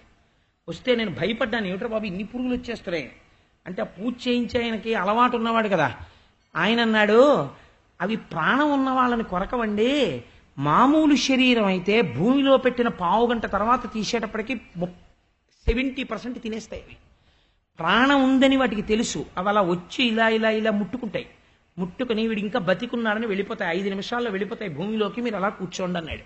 అవి వెళ్ళిపోయాయి భూమిలోకి, రాలేదు. కాబట్టి ఏమైపోతుంది ఈ శరీరం అంటే పృథ్వీలో కలిసిపోతుంది. వెంట్రుకలు ఒక్కటి మాత్రం చెట్ల మొదళ్ళని పట్టుకుంటాయి వెళ్ళి. ఈ పాటి దానికి దీన్ని చూపించి ఎంత పొగరో, ఇలా చూపించడం, రెచ్చిపోతూ ఉండడం, అహంకారానికి వెళ్ళిపోవడం, లేనిపోని పాపాలు మూట కట్టుకోవడానికి దీన్ని వాడుకోవడం, ఎందుకు వచ్చిన భ్రాంతి. కాబట్టి దీన్ని ఏమని పిలిచారో చూడండి భాగవతంలో, కువలయా పీడము. జ్ఞానము లేని వాడికి ఇది ఎందుకు పనికొస్తుంది, వాణ్ణి వాడు పీడించుకోవడానికి పనికొస్తుంది, పాపం బాగా మూట కట్టుకోవడానికి. ఒక మహాపురుషుడికి ఎందుకు పనికొస్తుంది, దీంతో పుణ్యం చేయడానికి, వినయంతో నమస్కారం చేయడానికి, ఈశ్వరుణ్ణి ఆరాధించడానికి, తాను ఇక్కడ ఉన్నన్నాళ్ళు హాయిగా ఉండి సంతోషంగా గట్టెక్కేయడానికి ఇది పనికొస్తుంది. అలా కంసుడి ముందున్న ఏనుగు ఎందుకు పనికొస్తుంది, కువలయాపీడమో పాడు చేయడానికి పనికొస్తుంది, లోపల అజ్ఞానం ఉంది. కాబట్టి ఇప్పుడు ఈ కువలయాపీడాన్ని ఎవరు సంహరించాలి, కృష్ణుడు సంహరించాలి. కాబట్టి ఆయన సంహరించాడు కువలయాపీడాన్ని, దాటి లోపలికి వెళ్ళాడు. చాణూర ముష్టికులున్నారు. ఒకవేళ ఎవడైనా దేహాత్మాభిమానాన్ని దాటాడు అనుకోండి, నోర్మొయ్ దీంతో నేను పుణ్యమే చెయ్యాలి కూర్చోాలగా అన్నారు అనుకోండి మీరు పూజ గదిలో, ఇది లోపల కూర్చుంటుంది. కానీ ఇది ఏం చేస్తుందో తెలుసా అండి, ఇంకొక నాటకం మొదలెడుతుంది. ఈ లోపల నుంచి 1 కామము, 2 క్రోధము, ఇద్దరిని పుట్టిస్తుంది. ఇవాళ ఇంత పూజ చేస్తున్నాం కదా, మనం ఆఫీస్కి వెళ్ళేటప్పటికి తప్పకుండా మనకి పని అయిపోయేటట్టే చేయలేం ఈశ్వరా అంటే బేరం పెట్టేయడం మొదలెట్టేస్తుంది తప్ప. ఇప్పుడు నాన్నగారి కాళ్ళు రాత్రి ఒత్తుతున్నాడు అనుకోండి, నాన్నగారు పడుకున్నప్పుడు నాన్నగారు చాలా సంతోషంగా, నాన్న రోజు నా కాళ్ళు ఒత్తకుండా పడుకోవురా, ఎంత అదృష్టం రా నీ ఇలాంటి కొడుకో అన్నాడు అనుకోండి. అబ్బాయి అది కాదు నాన్నగారండి, మీరు పెద్దవారు అయిపోతున్నారు కదా, ఆస్తి ఎప్పుడు రాసేస్తారు అని అడుగుదామని పడుతున్నాను అన్నాడు అనుకోండి. ఉన్నది ఒక్కడే కొడుకు, వాడికి ఇవ్వకపోతే పడిపోతాడండి తండ్రి. అప్పుడు మర్నాడు కొడుకు కాళ్ళు పట్టడానికి వస్తున్నాడు అనుకోండి, వద్దురా కాళ్ళు నొప్పి లేవు అంటాడు. ఎందుకంటే వీడు ఇందుకు పడతాడు ఆస్తి కోసం అని అసహ్యం పుట్టేస్తుంది కొడుక్కి. తండ్రిని అడగచ్చు, తండ్రిని అడగకపోతే ఎవరిని అడుగుతారండి, నాన్నగారండి నాకు కొంచెం డబ్బులు ఇవ్వండి అని అడగచ్చు, నాన్నగారండి నాకు ఈ ఉపకారం చేయండి, నాన్నగారండి నాకు ఈ సలహా ఇవ్వండి అని అడగచ్చు. కానీ ఇంకా నాన్నగారు కనపడ్డప్పుడల్లా నాన్నగారు పెన్నట్టుకొచ్చేనా, నాన్నగారు పెన్నట్టుకొచ్చేనా అన్నారు అనుకోండి, ఎంత అసహ్యం వేస్తుంది, ఒరే నువ్వు ఎక్కడికైనా పో ఎలా అంటాడు తండ్రి. కాబట్టి ఆ స్థితి తెచ్చుకోకూడదు కొడుకు. పరమేశ్వరుడి దగ్గరికి వెళ్ళి కూడా అస్తమానం కామ్యం, కోరిక కోరిక కోరిక కోరారనుకోండి, ఈశ్వరుడు ఏం చేస్తాడు, యోగ్యత ఉంటే కొన్ని తీరుస్తాడు, కొన్ని తీర్చలేదు అనుకోండి క్రోధం, ఇంకక్కడి నుంచి నా కోరిక తీరలేదు, ఎర్రపూలు మాత్రం పూజ చేసేయాలి, ఈయనకి 2 ఒత్తులు వేసి దీపాలు ఎట్టేయాలి, బెల్లముక్క నైవేద్యం పెట్టాలి, లేకపోతే అది ఒప్పుకోదు, పూజ చేయంటుంది అని చేస్తూ ఉంటాడు. ఓం కేశవాయ నమః, ఓం నారాయణాయ నమః, ఎందుకు పూజ. కోపం, కామము, క్రోధము, వీళ్ళు చాణూర ముష్టికలు లోపల ఉన్నారు, వాళ్ళు మల్ల యుద్ధం చేస్తారు, పట్టుకు పడగడతారు వాళ్ళు. ఇప్పుడు బలరామకృష్ణుల్ని ప్రయోగించారు వీళ్ళ మీదకి. ఆ కంసుడు ఎంత దుర్మార్గుడో చూడండి, అజ్ఞానం ఎలా ఉంటుందో చూడండి. ముష్టికుడితో బలరాముడు, కృష్ణుడితో చాణూరుడు మల్ల యుద్ధం చేయమన్నాడు వేదిక మీద. అక్కడ ఉన్న వాళ్ళు అన్నారు, అసలు వీడు మనిషా పశువా, వాళ్ళేమో చిన్న చిన్న బాలురా, వాళ్ళు చూస్తే ఇంత భయంకరమైనటువంటి మల్లులా, జగజ్జెట్టిలా, వాళ్లతో ఈ చిన్న పిల్లలకి యుద్ధమా అని ఆశ్చర్యపోతున్నారు. పోనీ చెప్పా కదండి కామక్రోధాలు ఎలా ఉంటాయో, వాళ్ళైనా మర్యాదగా పోనీ అయ్యో పిల్లలు వాళ్ళతో మనకి యుద్ధం ఏమిటి అన్న భావన వాళ్ళకుందా. వాళ్ళన్నారు, మహిమతో ఉండంగా మధురా నగరము కాని సొంపార వైకుంఠపురము కాదు, గర్వించి ఉండంగా కంసుని సభ కాని సంసార రహితుల సభయు కాదు, ప్రకటించి వినగనా బాహునాదము కాని నారద వీణాస్వనంబు కాదు, చతురులాడంగ మల్లజన నిగ్రహము కాని రమతోడి ప్రణయ నిగ్రహము కాదు, సాగి తిరుగంగ వేదాంత విధి కాదు, మొరగిపో మునిజనముల మూల కాదు, శౌరి నామూల నీవెందుపోయేదింకా. వాడికి వచ్చినవాడు పరాత్పరుడు అని తెలిసిపోతోంది, ఇంతమందిని చంపాడు అని తెలిసిపోతోంది. అయినా వాడికి ఎంత అహంకారమో చూడండి కామక్రోధాలకి.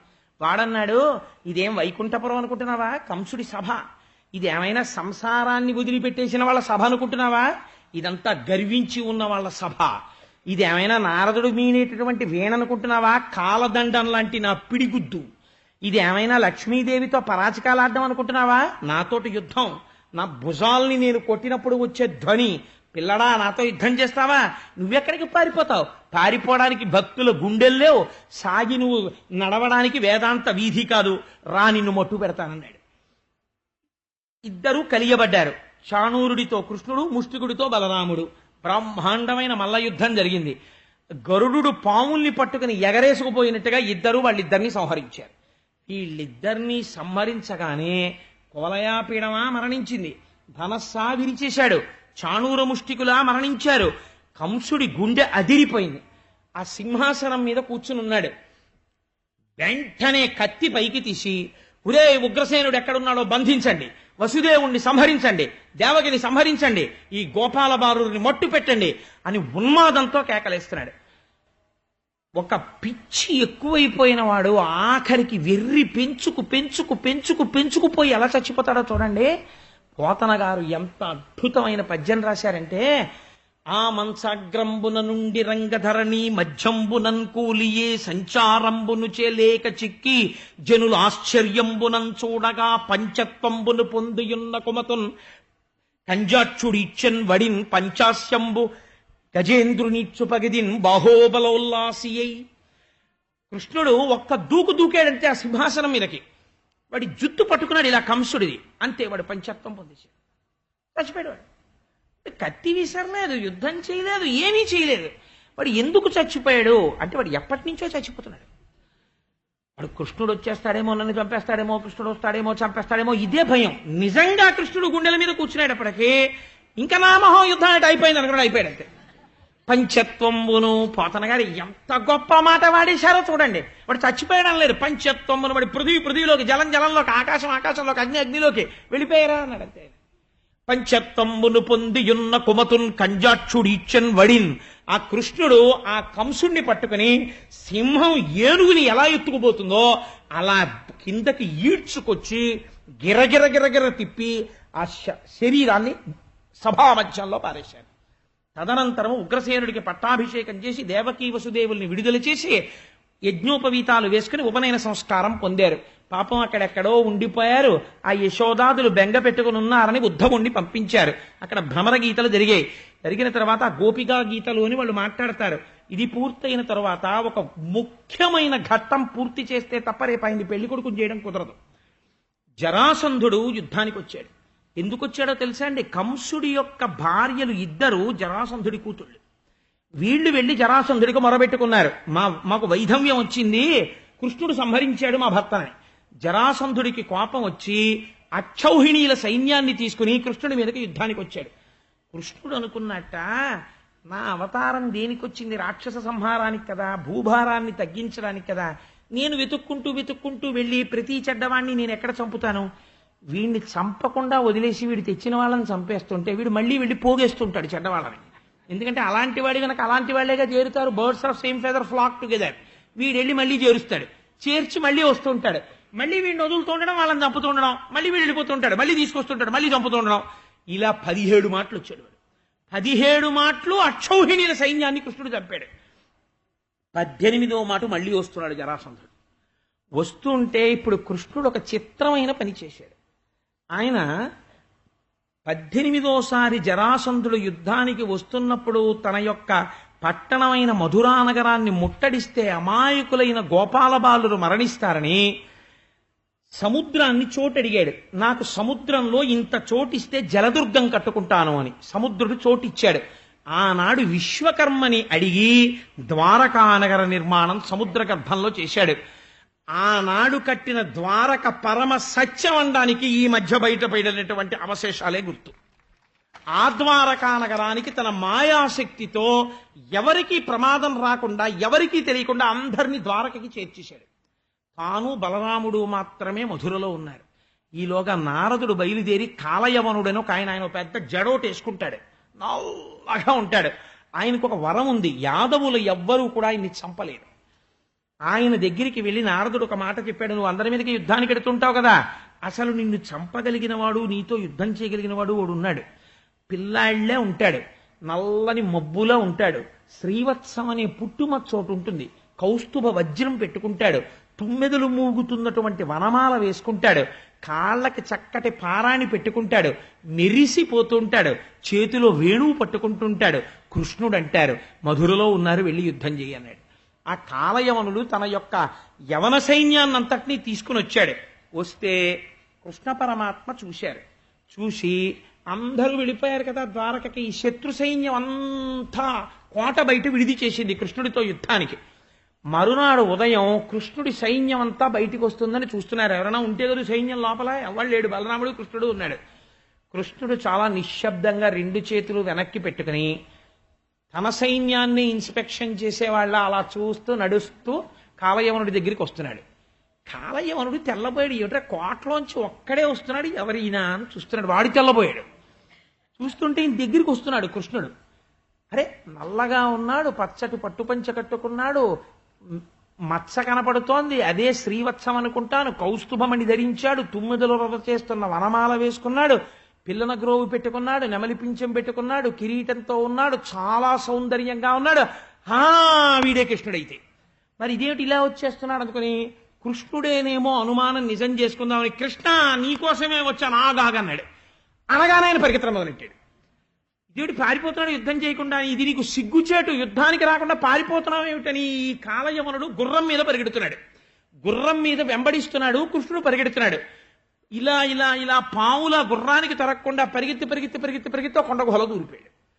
ఈ గుర్రాన్ని వదిలేసి కాలయవనుడు లోపలికి పరిగెత్తాడు. పరిగెత్తేటప్పటికీ అక్కడ దుప్పటి ముసుగెట్టుకుని ఒక ఆయన పడుకుని ఉన్నాడు. ఇంకా పరిగెత్తలేక, భీరువా ఇక్కడికి వచ్చి పడుకున్నావా, లేని కాల్తో ఒక్క తన్ను తన్నాడు. ఎవడ్రా నన్ను నిద్రలేపిన వాడని ఇంకో ఆయన లేచాడు ఆ ముసుగులోంచి.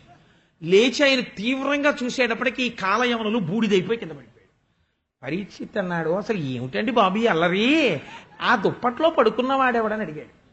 అడిగితే ఆయన త్రేతాయుగంలో ఇక్ష్వాకు వంశంలో మాంధాత కొడుకు ముచికుందుడు, మహాతేజో సంపన్నుడు, గొప్ప భక్తుడు. ఒకసారి దేవేంద్రుడు రాక్షస సంహారానికి సహాయం అడిగితే వెళ్ళాడు. రాత్రింబవళ్లు కుమారస్వామి సర్వసైన్యాధిపత్యం స్వీకరించే వరకు గోపాలకృష్ణ గారు ఆర్గనైజ్ చేసినట్టు నిద్రపోకుండా తిరిగాడు. తిరిగి రాక్షసుల్ని సంహరించాడు. ఆఖరికి కుమారస్వామి వారికి దేవసేనకి ఆధిపత్యం ఇచ్చాక దేవతలు అడిగారు, ఇంత కష్టపడ్డావు మహానుభావా, ఏం కావాలన్నారు. నా రాజ్యానికి వెళ్ళిపోతానన్నాడు. ఇంకెక్కడ రాజ్యం, అందరు వెళ్ళిపోయారు, మీ వాళ్ళు ఎవరు లేరు, దేవతలకి సాయపడుతున్నావు కాబట్టి నువ్వు ఉండిపోయావు, ఏమి ఇమ్మంటావని అడిగారు.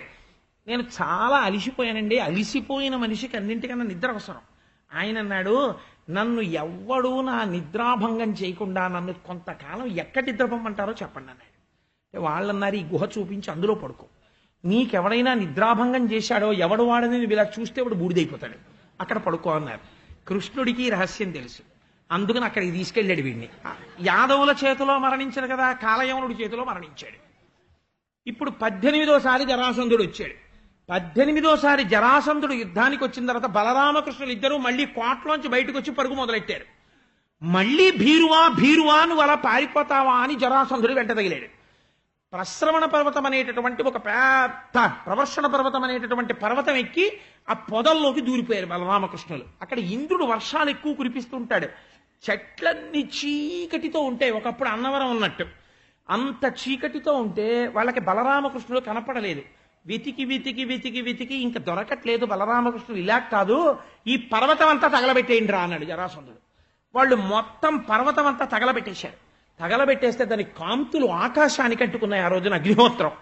ఈ బలరామకృష్ణులు ఇద్దరూ కూడా నిశ్శబ్దంగా పర్వతం మించి సముద్రంలోకి దూకేసి ఈదుకుంటూ ద్వారకానగరానికి వెళ్ళిపోయారు. కృష్ణుడు బలరాములు ఇద్దరూ మరణించారనుకుని జరాసంధుడు వెళ్ళిపోయాడు. కృష్ణుడు బలరాముడు క్షేమంగా ఉన్నారు. ఇందులో మీరు తెలుసుకోవలసినటువంటి ఒక గొప్ప రహస్యం ఉంటుంది. ఏమిటో తెలుసా అండి? సంధి అంటే ఏమిటి? సగం. సంధికాలం వచ్చిందండి అంటారు. యుగ సంధి వచ్చింది అంటాం. సంధ్య అన్నమాట అందుకే పూర్వోత్తర సంధ్యలు అని. సంధి అంటే మనం ఎవరైనా నమస్కారం చేశారనుకోండి, ఒక ఆశీర్వచనం చేస్తాం. శతమానం భవతి శతాయు పురుష స్థితేంద్రియ ఆయుష్దేవేంద్రియే ప్రతిష్టతి అంటాం. 100 సంవత్సరములు జీవించు. 100 అన్న మాటకు అర్థం వేరనుకోండి. ఆ 100 ఏళ్ళు అన్న దాంట్లో సగం ఎంత? 50. మీరు ఏమైనా చేస్తే ఈశ్వరారాధన ఈ 50 లోపల చెయ్యాలి. 50 తర్వాత మానసికమే తప్ప అంత కలివిడిగా మీరు ఈశ్వర సేవ చేయడం కష్టం. శరీరం సహకరించదు. మీరు కేదార్నాథ్ 80 ఏళ్ళు వచ్చేసిన తర్వాత గుర్రం ఎక్కి వెడతానన్నారు అనుకోండి, ఎవరికో ఒక మహాత్ముడికి సహకరిస్తుందేమో కానీ శరీరం సహకరించదు. అలాంటివి 50 లోపల పూర్తి అవ్వాలి. కాబట్టి ఇప్పుడు ఏమైంది? జరాసంధుడు పట్టుకోవడం అంటే వృద్ధాప్యం రావడం. వృద్ధాప్యం వస్తే ఏమవుతుంది? కాలయవనుడు తరుగుతాడు, మృత్యు వస్తుంది. ఇప్పుడు ఎక్కడికి పరిగెత్తాడు కృష్ణుడు? మనకి పాఠం చెప్తున్నాడు. గుహలోకి దూరిపోయాడు, అంటే హృదయ గుహలోకి వెళ్ళిపోయాడు. వెళ్ళిపోతే ఏమైంది? ముచుకుందుడు నిద్రలేచాడు. ఇక్కడికి వెళ్ళిపోయి ఆత్మస్థితిగతులైపోయినటువంటి వాడికి మరణం ఉండదు. కాబట్టి ఏమైంది? కాలయవనుడు పోయాడు తప్ప ఈయనకి వచ్చిన నష్టం ఏమీ ఉండదు. జరాసంధుణ్ణి తప్పుకోవడానికి మార్గం ఏమిటి అంటే ఆ ప్రవర్షణ పర్వతాన్ని ఎక్కాడు. అంటే నిరంతరము భక్తితో ఉండడమే. పరమభక్తితో ఉంటే మృత్యువు నిన్ను ఏమీ చెయ్యలేదు. అసలు యమధర్మరాజు గారు నీ దాపులకి రాడు. పరమభక్తుడైన వాడిని తీసుకెళ్లడానికి నారాయణుడి యొక్క పార్షదులు వస్తారు, శివుడి పార్షదులు వస్తారు. యమదూతలు ఎందుకు వస్తారు? కాబట్టి ఏమీ చెయ్యలేరు. కాలిపోయింది ఆ ప్రవర్షణ పర్వతం అంతా. అంటే శరీరాన్ని పట్టుకునే ప్రయత్నం చెయ్యొచ్చు, దీన్నేమైనా చెయ్యగలరేమో, కానీ మృత్యు రూపంలో వాళ్ళకేమీ ఉండదు. సముద్రాంతర్గతమైనటువంటి ద్వారక అంటే ఈశ్వర స్థానములకు చేరుకుని చూపించాడు. అంటే లోకమునకంతటికీ కూడా జీవయాత్రని నిరూపించి చూపించాడు ఈశ్వరుడు. ఇలా బ్రతకడం నేర్చుకో అని. కాబట్టి 18 సార్లు జరాసంధుడు కృష్ణుడి మీదకి యుద్ధానికి వచ్చాడు. దీని తర్వాత రుక్మిణీ కళ్యాణ ఘట్టం ప్రారంభమవుతుంది. ఎందుకంటే ఇప్పుడు మంచి యవ్వనంలో ఉన్నాడు, పెరిగి పెద్దవాడయ్యాడు అమ్మయ్య ఇన్నాళ్ళకి. ఇప్పుడు కృష్ణుడికి పెళ్లి జరగాలి. రుక్మిణీదేవి వింది.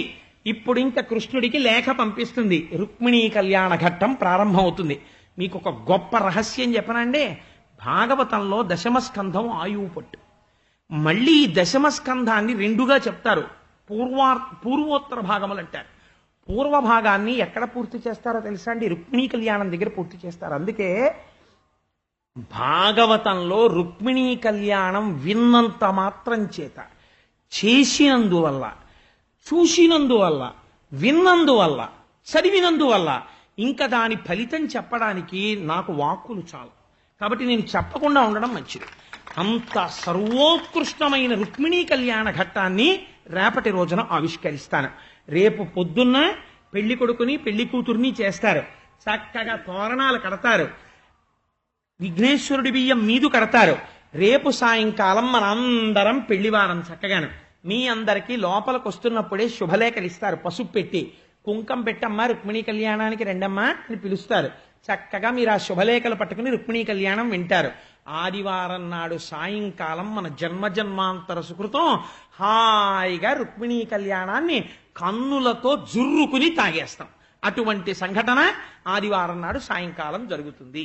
కాబట్టి ఇప్పుడు మనం ఒక్కసారి గోవిందనామాలు చెప్పుకుని బయలుదేరతాం. గోవిందా హరి గోవిందా, తులసీవనమల గోవింద గోవింద హరి గోవింద, గోకులనందన గోవింద, తిరుమలవాస గోవింద గోవింద హరి గోవింద, గోకులనందన గోవింద, శేషసాయివి గోవింద గోవింద హరి గోవింద, గోకులనందన గోవింద, విరోధిమర్దన గోవింద గోవింద హరి గోవింద, గోకులనందన గోవింద, లక్ష్మీవల్లభ గోవింద కస్తూరి తిలక గోవింద గజరాజరక్షక గోవింద బిల్వపత్రార్చిత గోవింద వైజయంతిమాల గోవింద శరణాగత వత్సల గోవింద ఆపద్బాంధవ గోవింద అనాథరక్షక గోవింద సీతానాయక గోవింద శ్రీనివాస గోవింద శ్రీ వెంకటేశ గోవింద సర్వం శ్రీ ఉమామహేశ్వర పరబ్రహ్మార్పణమస్తు. స్వస్తి. మీ అందరి భక్తి పండిందనడానికి గుర్తేమిటో తెలుసా అండి? కంసవధ రుక్మిణీ కళ్యాణానికి ముందు రాసలీల రోజున ఆకాశంలోంచి 4 చినుకులు పడ్డమే.